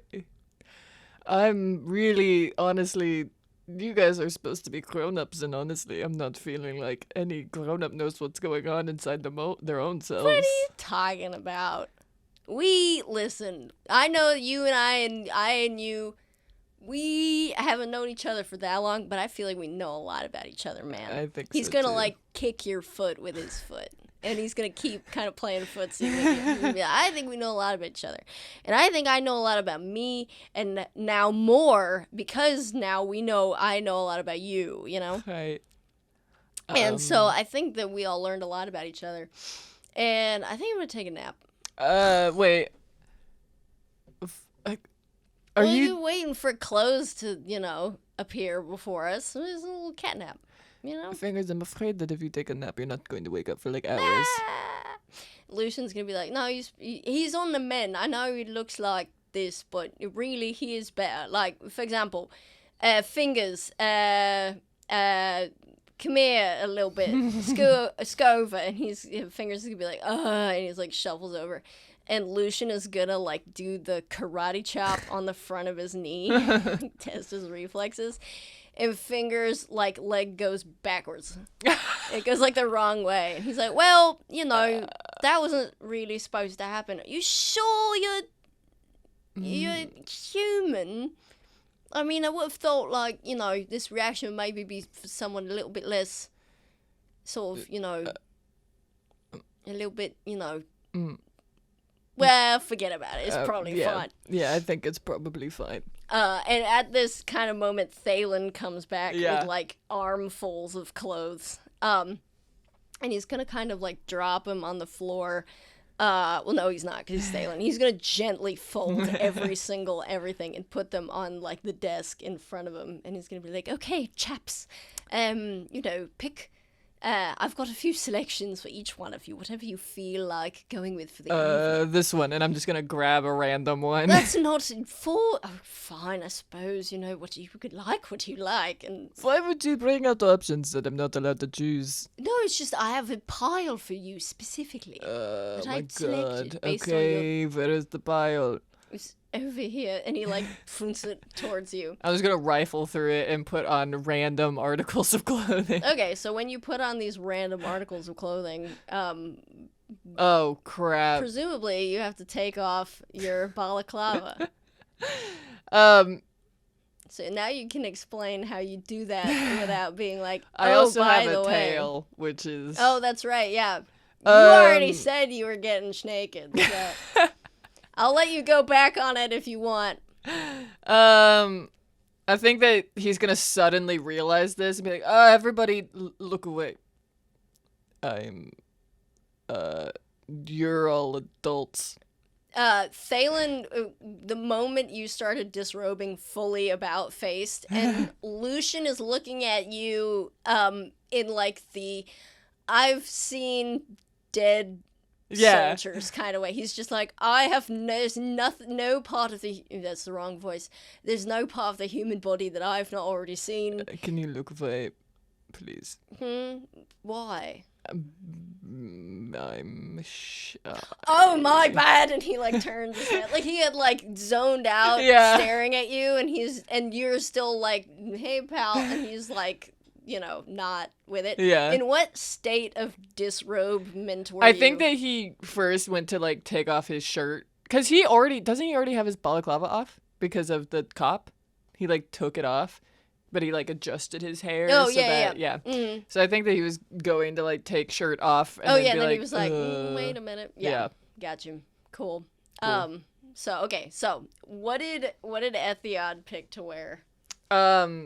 First, while everyone is looking away and he's like taking his clothes off, he's gonna take the note out that he picked up and read it, like while everyone's turned away, so that he's Fingers just is like napping. Okay. Like, just so you have like context for that. Cool. I'm gonna read that first. It is on it is an address that you recognize as the address of the Thieves Guild. And it says on it, room, fingers, asterisk. And then there's an asterisk at the bottom that says, there aren't any room numbers. So they just go by our nicknames. So there'll be like a sign on the door. If you can't find it, it's across from, we have a new guy. He has a question mark. So just have someone show you that. And then as a signature are fingers that he drew that, like, the one's missing. So it's like a hand that you would draw, like a Thanksgiving turkey hand, but it's like the missing ones are missing. And that was, That's cute. Yeah. Okay. He's gonna, like, smirk a little bit and then crumple it up and kind of throw it to the side. And the things that he probably chose, like, like, white plain shirt, like long sleeve shirt thing, like pinstripe pants, like purple and green pinstripe pants, and little gloves because he doesn't want this purple skin to be really out. I mean, his face is gonna be out, but he's like, oh, the less showing, the better. And then a little top hat that he just, like, tries to fix in a way that, like, will keep his hair in a position that hides his horns. And then I think he's just wearing the same shoes that he is wearing as a part of the Thieves Guild. I dig it. Fancy, snappy dresser. Thalen is wearing, like, he already got dressed. That was part of his thing. He's, like, hair slicked back, smells great. He smells a lot, but he smells great. Yeah. He's got on, like, white gloves, and he's wearing, like, a dark green suit that, like, looks nice with his, like, yellow flaxen kind of hair, and then, like tan, like, pale but, like, yellow undertones skin that he's got going on. And he looks like $1 million. So Fingers is kind of like snoozing a little bit, and Lucien is sort of just looking away from you. Also, Thalen is looking away from you. So Cool. You're done now. All right, I'm done. Everyone else needs to get dressed. Fingers is like, gives you thumbs up because somehow he heard you say that even though he was asleep. He's just like, yeah, sure, man, I'm all about that. Love dressing up. Which one is Fingers' pile? Oh, this one here. I'm just gonna pick up a bunch of random clothes and throw them at Fingers' face. When he goes, he, like, doesn't even, he just, like, arranges them on himself and is just like dressed up. And then Lucien is gonna, like, raise an eyebrow and be like, you've got to get serious, okay, lover boy, freaking wake up. And he's, like, getting all, like, irritated, and Thalen's, like, bringing him his pile of clothes over to him, and he's like, oh, by the way, you didn't manage to find this earlier, but he takes out a box, and he opens the box. Inside of the box is another box, and then inside of that box is an additional box. This happens several more times. And in the very inside of the innermost box is a leaf of a familiar vegetable. Okay. Can I ask you something, Thalen? He's like holding it in one hand, and he's about to like finish my sentence, and then he's like, oh, yes, what? Did she actually live here with a nobleman, or did she live here with the one person that did not pay in money? Maybe option B. Right. Why? I was trying to protect her, and then I heard you talking outside about how we're all, concerned about her well-being, and also I'm going to be killed by my father for letting this happen, right. So I figured I might as well tag along. Okay. So I think that was the only lie that I got away with, if it's so I think that we can pretty much confirm with you that she paid in this. Yes. She did. You didn't find it, as it goes. Anyway, You're but showing it to me now. yes, so, but the as point is, luck goes. I have it here, and Right. I'll have you know, as a member of the Wefthway clan, I'm quite familiar with its properties and how to use it. And if I just have an idea, if we use it to determine her whereabouts, we'll be able to. And Lucian is just like, we're not doing that. We already had a whole conversation about not doing that. Yeah, Yeah, you're he's- kind of late to the party, He's honestly. like, why? It would be so simple. And he's like, starts to take out the implements to use it. And Lucian is like, put it all away. We're not going to use it. And he's like rifling through the clothes. He like throws a sock in Thalen's face. Yeah. And he's like, why not? What would be so difficult about doing this? Thalen, do you want to be socked in the face again? I already was. In He like takes the sock. yeah, he's he, going. Like, Or Etheod's gonna raise his face and be like, "Nah, I mean the other way." well, what would be wrong in I'm- doing this? We don't need to explain it to you at all. We are just not going to do it. We've already had a conversation about it, and we know that this is not the right way to go. Fine, it would just be so simple. Mm. Would you have some other plan for it? Usually it has like a bargaining chip or something. That could be. Okay, well, if this doesn't work out, we have that at least in our back pocket. Mm. And Lucian's like, no, we don't. Cool. Anyway, so back to us and our thing that we're doing. And he's puts on, he like kicks Fingers, and Fingers is like, oh, okay, fine. And so Fingers is gonna be like, I'm just gonna go to the little thieves' room to freshen up real quick. Right. And Lucian's like, it's a bunch of guys, man. Come on. It's fine. I'm a doctor. I see. And Fingers is like, yeah, cool. Yeah, cool. For sure. Cool. Yeah. The And kid's he's like walking backwards into any room. Yeah. And he shuts the door, and you just hear, yeah, sure. And you hear like clothes being changed. And Lucian's gonna roll his eyes. And in true like anime boy fashion, Lucian is just gonna drop trow in the middle of everywhere. That's not in true anime boy fashion, but. He was wearing a whole bunch of clothes beforehand, and Yeah. now he's like shirtless and stuff, and you can see the extent of his like messed upness, Oh, no. like his wreckedness that he got. And he's like changing in front of the windows are all curtained Yeah. up and stuff. But and he like changes into the darkest clothes that are find Yeah. in the pile. And you hear like periodically you just hear him go like, ooh, like it's not a fun experience. Oh, jeez. And it like takes him forever. And Fingers is gonna like come out of the room. And when he comes out, he's gonna like turn the doorknob, slam it open, and he's got on like the first thing that what's the first thing Etheod's gonna look at Fingers when he opens the door? His face. Okay, a good place to start.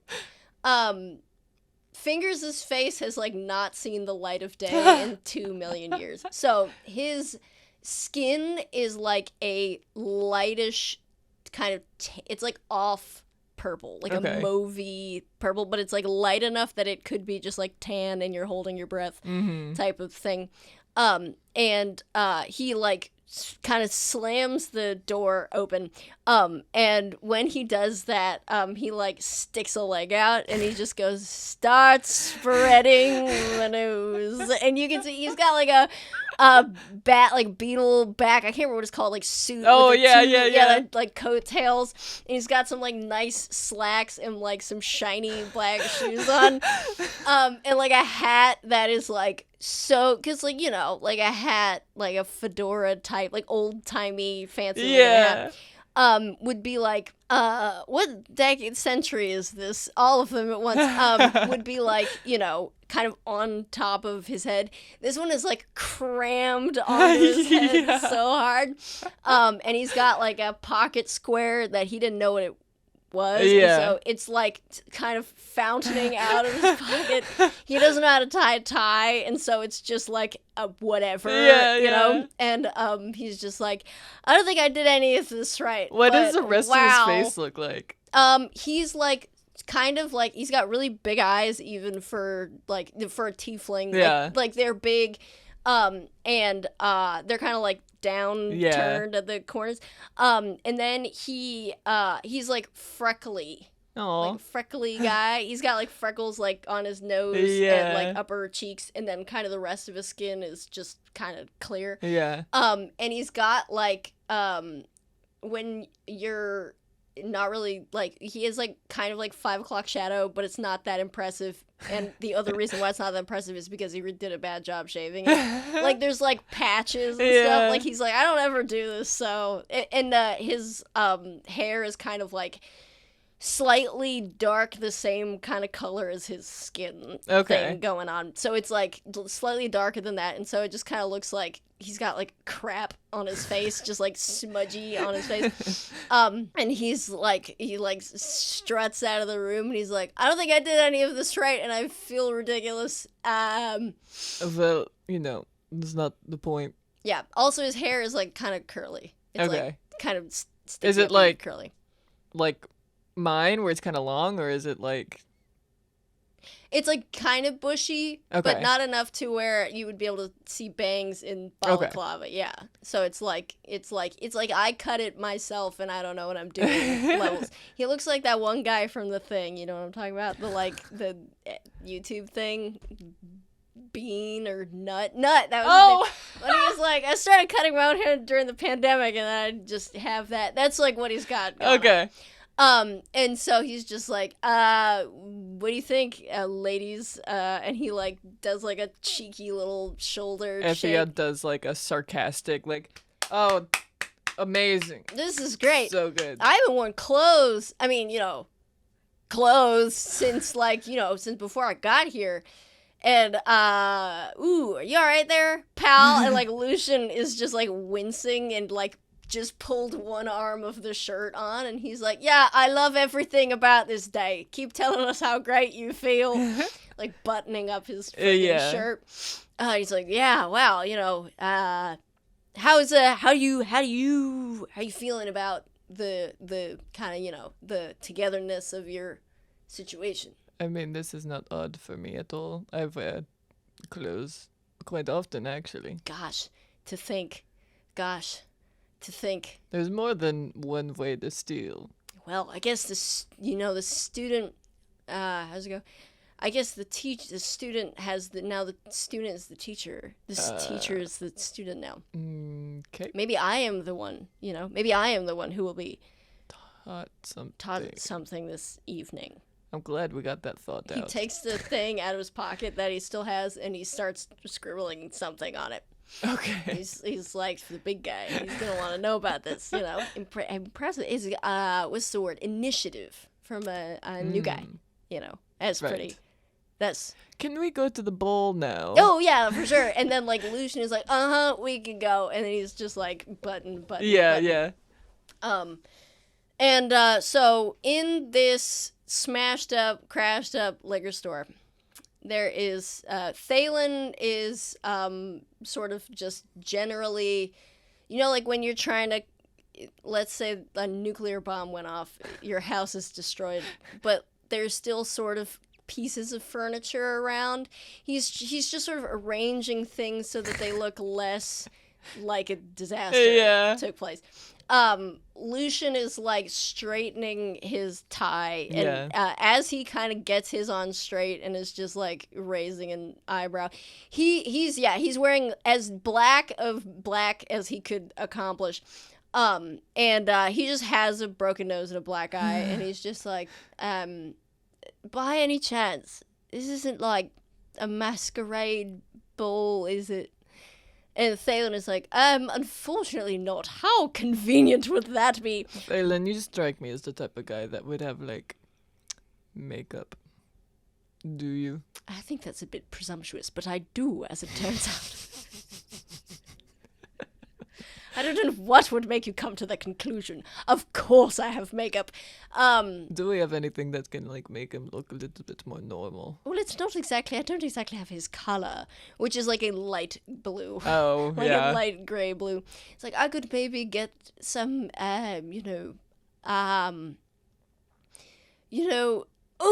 what I do have, though, is occasionally, one does go to masquerade balls. Right. And I do have a mask. It unfortunately will not work for his outfit, so I will not be bringing it out.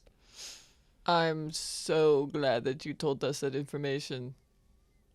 But like, could you? Because like when you go and it's like a party and you think it's gonna be like a dress-up party and it's not, and you come in fancy dress and then they sort of go, oh, it's not, and you look like a fool.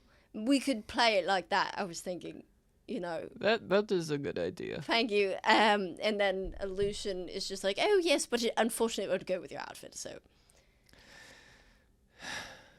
I'll go get it. And leaves and goes and gets it. He kind of like, hands it delicately to Lucien, who is like, I'm not gonna put this on now. I'll put this on when the time comes. Yeah.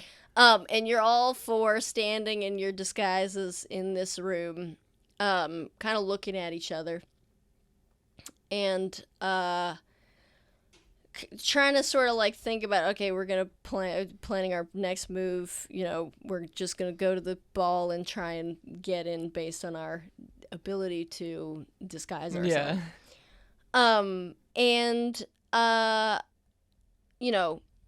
just kind of generally chatting about that. Is there anything specific Etheod wants to say or ask or anything like while this is going on? Lucien, when we find Tavumile, what is the next step? What are you planning on doing next? I mean, it's a bit sort of, no, it's like personal, so We're helping you in this endeavor, so I think that keeping personal information is not very important at this moment. well, I don't know. I mean, the next step after that is to find her mum, but I don't know even if it's worth it at this point.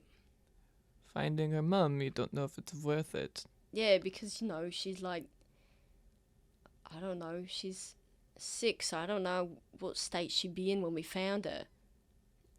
You don't think that even if her mum were on death's doors that she would want to say goodbye? Well, I don't know if she would know.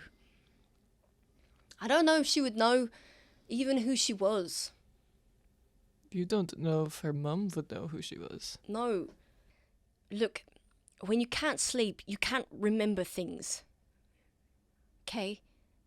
When you can't sleep, you lose your ability to understand what's going on, and I don't know how long it would have been, and so, I was take it a step at a time, I suppose. When was the last time that Tavumile saw her mum? I don't know, earlier today, I suppose. Last few days. Did she remember her then? Yeah, but who knows how long it will take to find her? Who knows even where she went? Are you afraid that because you're not taking care of her that she will not be able to sleep?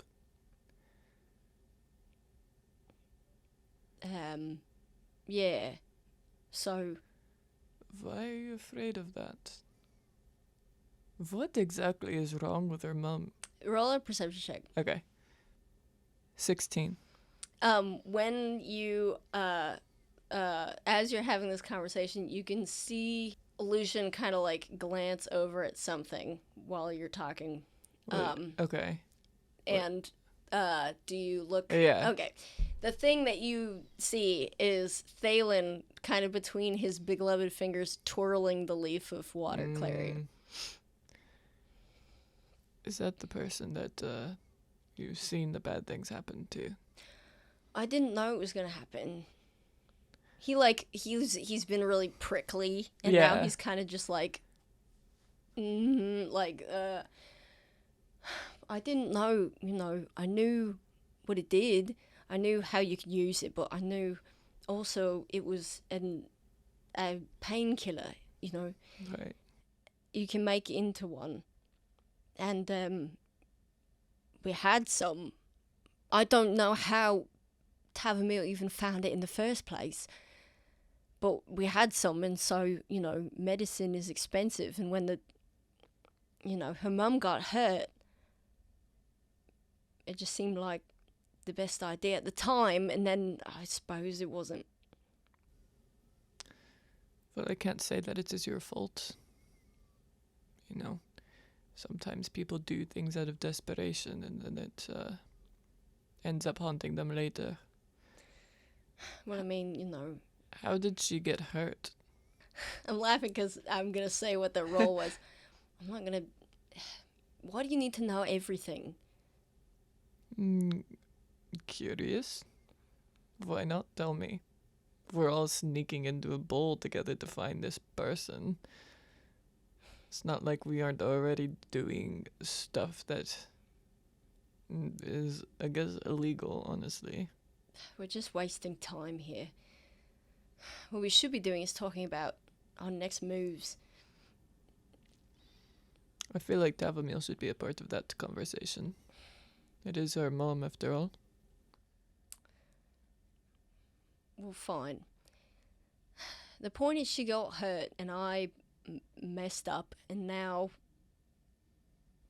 I suppose I messed up again or something. And we've got to find her, that's all. All right. Well, this is the first step. Okay, well, I do have one question to ask you. And he's going to turn and look at Fingers, and Fingers was like staring wide-eyed at him, just like, wow, this is friggin' the rabbit hole. And Fingers is like, yeah, what's that? And Lucian's gonna be like, nothing sort of weird happened, right? When you were sort of, together, you and Tavumile.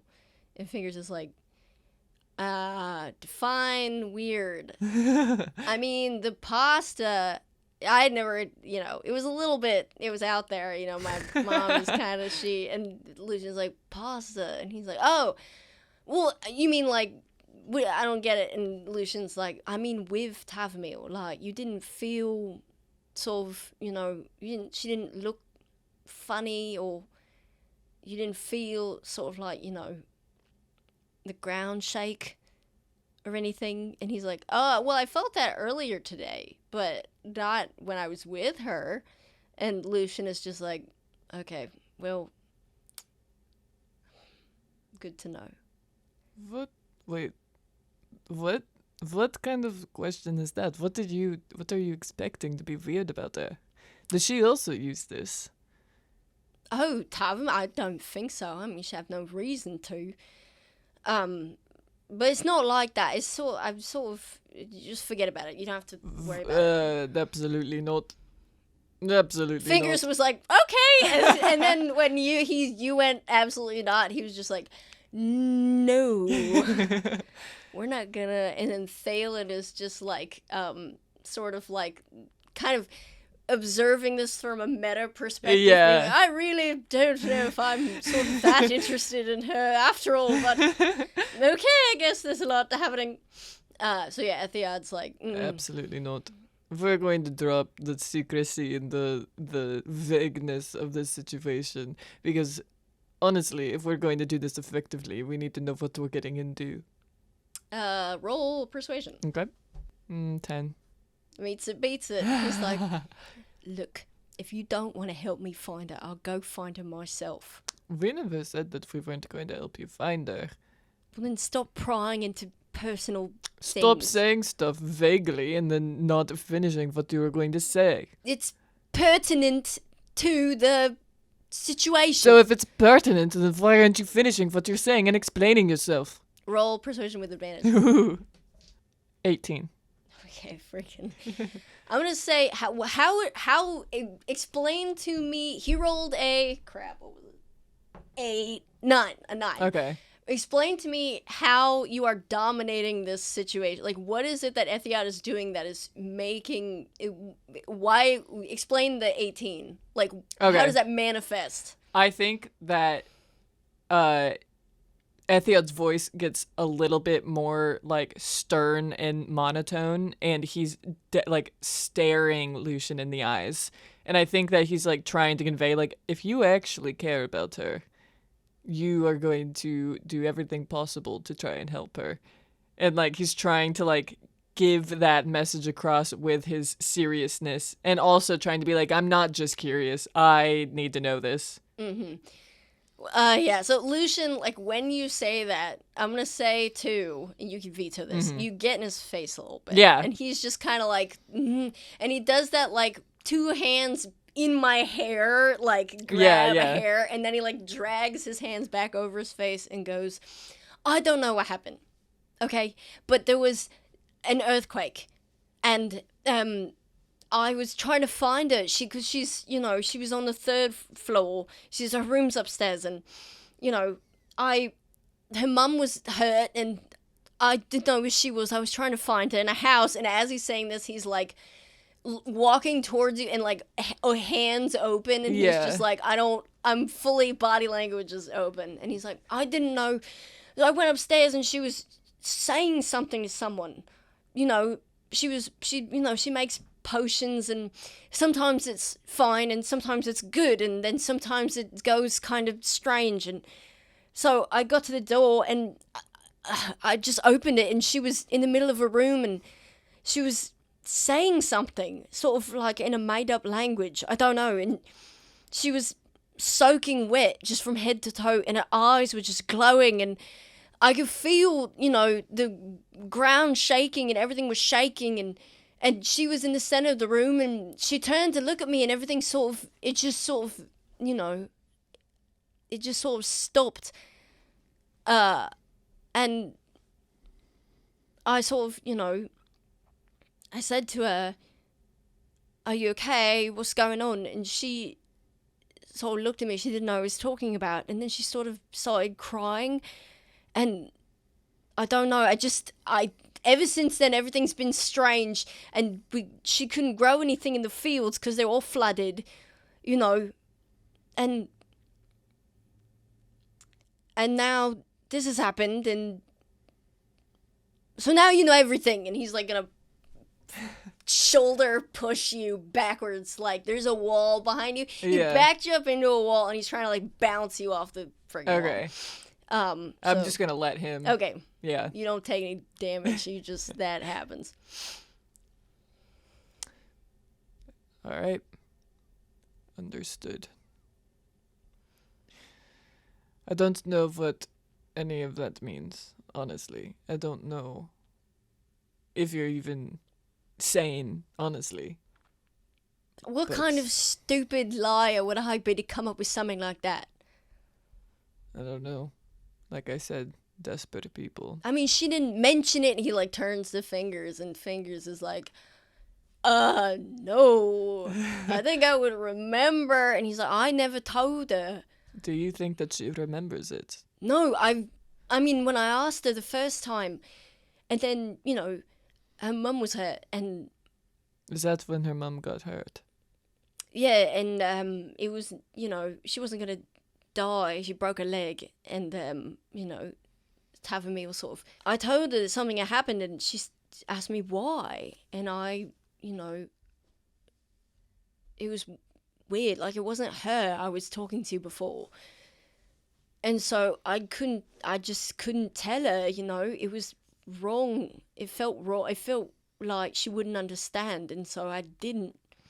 So I figured, if, you know, maybe it was something she had done by accident with the potions or something, and I didn't want to make her feel bad, you know, so I just sort of told her that her mum had gotten sick, and, you know, all of a sudden, and, you know, like I said, medicine is expensive, so her mum, it hurt, you know, doesn't feel nice to have your leg broken, and he like does like a thumb on his broken nose, and he's like me, so, you know, she was in a bad way, and then suddenly we had water clary, and I figured all our problems were solved, but clearly I just caused 1,000,000 more. So, and that's why not only do we have to find Tavumile, but I've got to, you know, do something.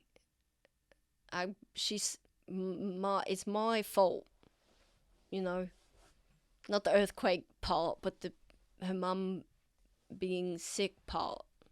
So, you know, Well, it seems like the responsibility is shared between both of you a little bit. She hurt her mom in the first place, and you said that Tavumile was the one that brought Water Clary home. Did she know anything about it? no, don't accuse her of something. You don't even know anything about her. It's not she did it on purpose. I mean, I imagine she wouldn't have. And she doesn't know, you know. And so it all just sort of happened, and I couldn't do anything about it at the time, and I just made it worse, and now it's extremely worse. Did you ever tell her anything about what Water Clary was? Did you ever warn her about anything? I mean, she knows what it is. She knows what it's used for. You know, scrying and I told her it'd be dangerous to grow it, but I told her that it was, you know, you could make it into medicine because you can. You can, and it works. It just also does other things I didn't know about. So it seemed like, you know, it was going to fix everything. So what would be the point in not doing it? And, you know, she couldn't grow anything else. The fields were perfect for that only. So it seemed like a gift, and then it wasn't. You feel better now? Well, I mean, my curiosity is honestly just piqued even more, but I guess I won't find out anymore until we find her. So we might as well get going. Fingers is gonna like stand up and like double slap his thighs and be like, "Yep, wow, gosh, what a story." Well, now we I mean, we had to find her before, but now we, you know, we definitely have to find her. Oh, jeez, and he's like, you watching him kind of like process the whole thing. He's like, "Oh, mom's she's sick, and then there's an earthquake. Was the house okay?" And then like, Lucien is just like, "No, but we fixed it, but it was not important right now." And Thalen's gonna be like, "Well, listen, I know, listen, don't everyone get all jealous.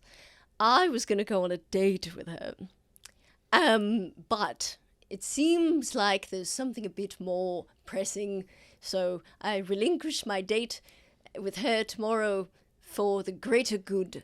And everyone turns at him and says in unison, "Shut up, man." I'm so glad that you're so humble about this. No, no problem. My pleasure. Okay. And as this sort of ends and you all kind of like get your stuff to get on the road, the camera pans back out. Whoop, whoop, whoop, whoop, whoop, panning away, flying back from the direction it came to the Gwynth estate. And it pans back to see Tavumile, who has just exited the front of the building. It is flanked by, you know, these maids and butlers and whatever who are escorting her to the carriages, and Arliss in the very front. And you are going outside the front of the building. You know, there's maids and all kinds of people that are just festooned around, and then there is a procession of carriages. So it's not just one carriage. There are several different carriages. Presumably this is a large family, and there are many lords and ladies who are going to the ball. So as you approach the carriages, you can feel every once in a while that someone is putting a hand on your shoulder. Okay. Just like your Tavumile is just walking down, and then every once in a while someone is just kind of like doing hand shoulder, like on either shoulders and stuff like that. And I'm gonna, every time that they do, I'm gonna put my hand on their hand. Heck yeah, man. At this point, you were feeling pretty good in the previous episode. Now you're feeling really good. You're feeling so good. You know, I'm very excited to go to the ball. I heard that the drinks that Lady Gwynth gave me, that there's going to be more of those. and I'm excited. It's funny because you're saying this and people are around you within earshot, Yeah. but they're not close enough that you would be just having a conversation. So you're kind of just walking surrounded by people who are just like, she's talking to you, it's me, she's talking to me. Oh, okay. Oh, yes, yes, there should be more of those, certainly. Mm-hmm. Are you going to the ball? Oh, okay, there we go. No, actually, we're just, here to get you ready. Can you come to the ball? No, we're not allowed to go. Well, what if I say that you're allowed to go? I'm going to the ball, and what if I invite people to come to the ball? When we have dinner parties okay. at my house, we always let people invite their friends, and then we just make a bunch of food just in case a lot of people come. Well, unfortunately, and as they kind of go to be like, I don't know how to exfiltrate this conversation, you get outside to where the carriages are, and you're kind of like, I'll say, your head's kind of turned, and you're talking with your head turned, and so you fully just walk into Arliss, who is facing you, but it's just like, I don't know how to Stop you. because I can't touch you. So her like hands are out and she like catches your shoulders. Oh, hello. You're coming to the ball. I know that you are. Clink, clink. She's like patting your shoulder. And then like looks kind of, the head turns left and right, and then you get like a small thumbs up from one of the hands. And then I give her a big thumbs up. Cool. And so this carriage that you are standing in front of is the one, they're sort of like beckoning you, know, the elves are like, meh, and they're putting down these like little tiny stairs that they do. Can I ride on the horse? Arliss is like she's like doing like the you can't see gestures, but like she's saying no with her body. Yeah. And the carriage driver, presumably he has like the riding crop, I don't know what they look like, in a really powerful top hat. That's necessary. Like some like skinny, pants. You guys know what horse people look like. He like is, petting the freaking horse and crap. And your question was, can I ride the horse? Yeah. He's gonna be like, oh no, darling, how would you even do that in your, dress? And ha ha ha ha. I don't know. Can I ride up front with you? I don't want to sit inside. I kind of want to see where we're going. Unfortunately, I don't think there's enough room for you up I can front. sit in your lap. Well, it would make it rather difficult to drive. You can sit in my lap. And as you're saying that, Arliss is kind of just like hand on your outside arm and is kind of like gently but firmly pushing you into the carriage. Okay. And then she's like, come on, you said that you would be cool. I am being cool. Shh. And like, it's like, you're not supposed to talk back. So this is a very ornately decorated, like fancier than the other one carriage. Yeah. There are two white horses that are driving it, and because it's like, famous folks, all of the sort of shades are all the way down. Okay. So it's like no one will be able to see inside. They don't know what's going on. You are presumably some fancy lady. And as you are ushered inside, you see that the carriage is completely empty. Okay. So it would just be presumably you and Arliss. Mm-hmm. Do you have anything to say about that, or are you No, just like I gonna think go that inside? she just sits in. I think that she's like, I wonder where Lady Gwent is. She's probably in the front carriage because she's the important lady. Do you say that out loud? Yeah. Okay. And then the driver's gonna be like, oh, of course, yes, indeed, she is. This is the proper way to do these sort of things. Right. Yes, but don't worry, because you are being protected by one of the finest knights in the entire Weftway court. Why do I need to be protected? Oh, just, you're a celebrity now. You're running I'm with Tavumile celebrities. Fenra. Yes, well, you're in a very fancy dress with very beautiful jewelry on. And sometimes there are some nasty, nasty people who like to do nasty things, like take, prized possessions and things. But you needn't worry because you're being protected. Oh, you mean like a thief? Yes, of course. I met a thief, and he was very, very nice. Well, how lovely. And then the friggin' driver is like, sure do wish I didn't start this friggin' conversation. He's go back to like horse taken care of. And as Arliss, you kind of take a breath in to start whispering something to you. You hear the driver go, "Yes, well, the point is this: the knights have interesting fact you might not be aware. Right. They have taken a vow of silence to profess their loyalty to the Wefthwick court and to the Gwynth family. A vow which, if broken, would be punished by public execution. That is how... yes, so you know that these knights are extremely, what's the word I'm looking for? Reliable. She's never, ever, ever talked to me ever before. Ever. I would imagine that she wouldn't, I don't want people to die. In fact, and she's gonna turn to Arliss and be like, "What a pleasure it is to have you all riding in my humble carriage."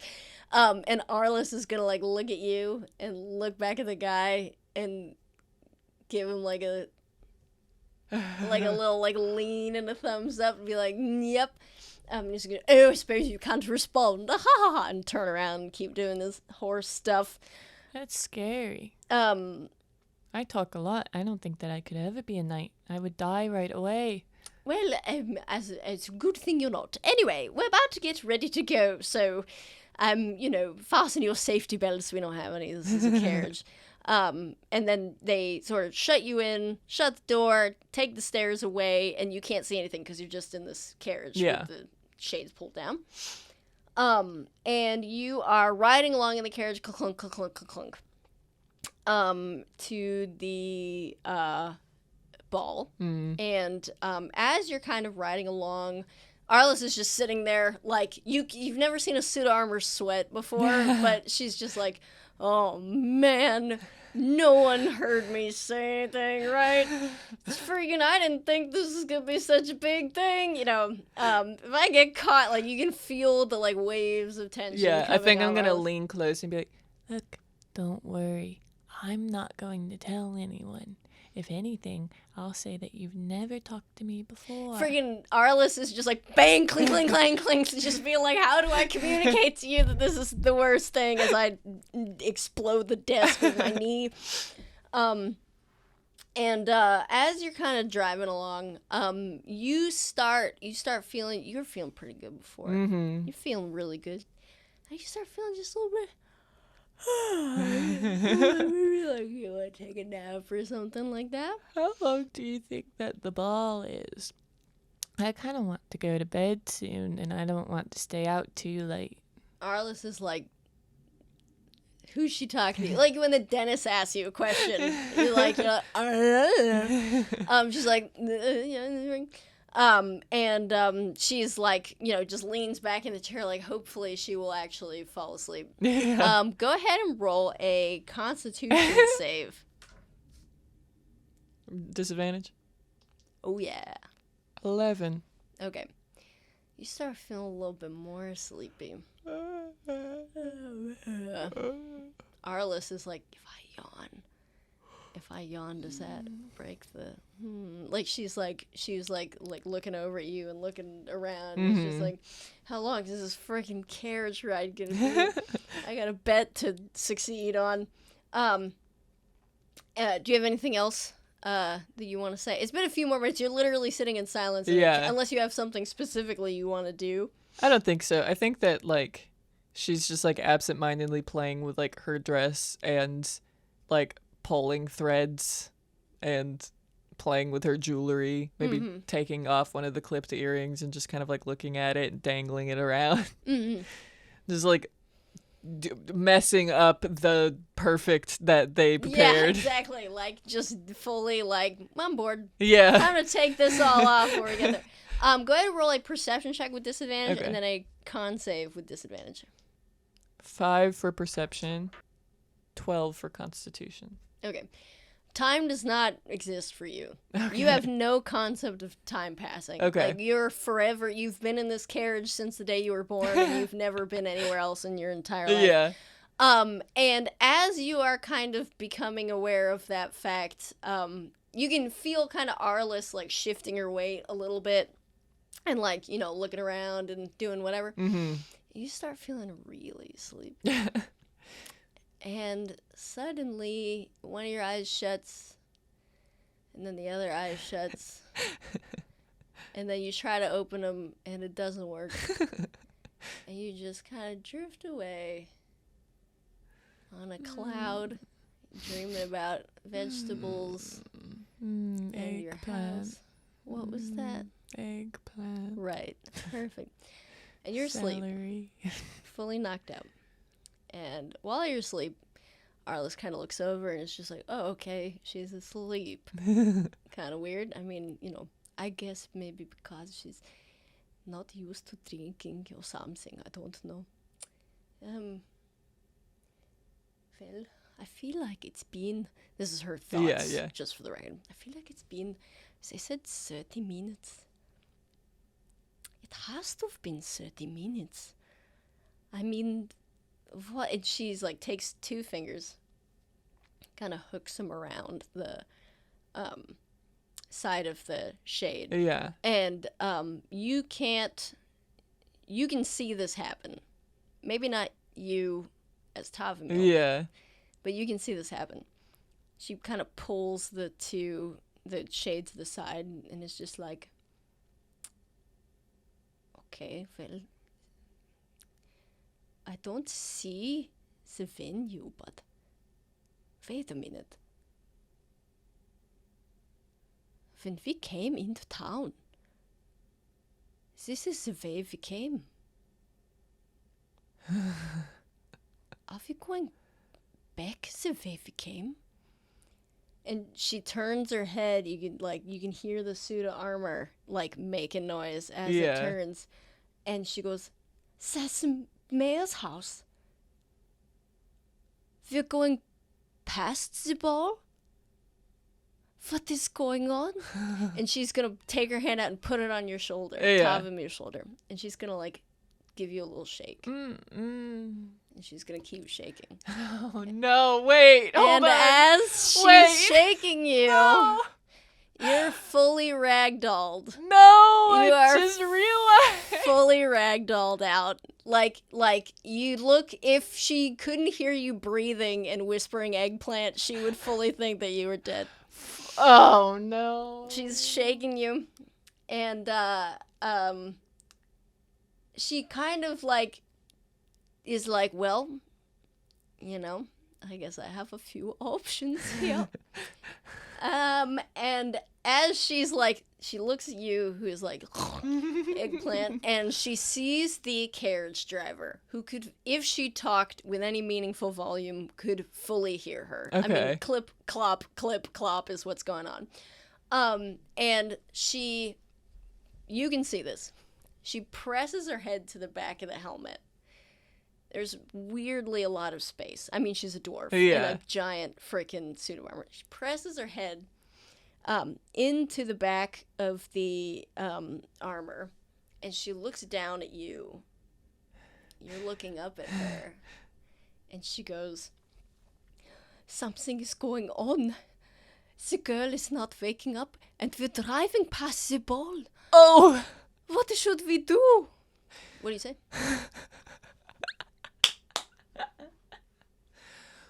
What do you mean this is not waking up? You are supposed to... You're the one that can see. I'm just in the bottom of this. Yes, you're not being helpful. You're supposed to be helpful. Is the door locked? Is the door to the carriage locked? Don't let me check. And she's gonna like take her finger and like dunk the thing. She's just like, it won't open from the inside. We would have to bust the door. I think that we take her and then we bust the door and we run. I don't know what we got ourselves into, but either way, if they find us out, we're going to be executed, and then this seems rather, honestly, scary, and I don't want to be a part of it. Sounds good. Tosha, protect us. And that's when we're going to end this episode. I have been keeping this secret a secret since the first episode. It suddenly dawned on me what happened. Yeah, it's funny because I was just like, I was trying not to tell you in any way. Yeah. But there's so many like clues. But I was like, if I can just spin it all so that she won't realize, and then it worked, and I feel great. Now that I have to keep it a secret. Oh, So man. what is going to happen? People have to stay tuned to the next episode. To the next episode. When you meet the Shay's new characters characters. that she's going to be playing. Well, goodbye. Well, goodbye!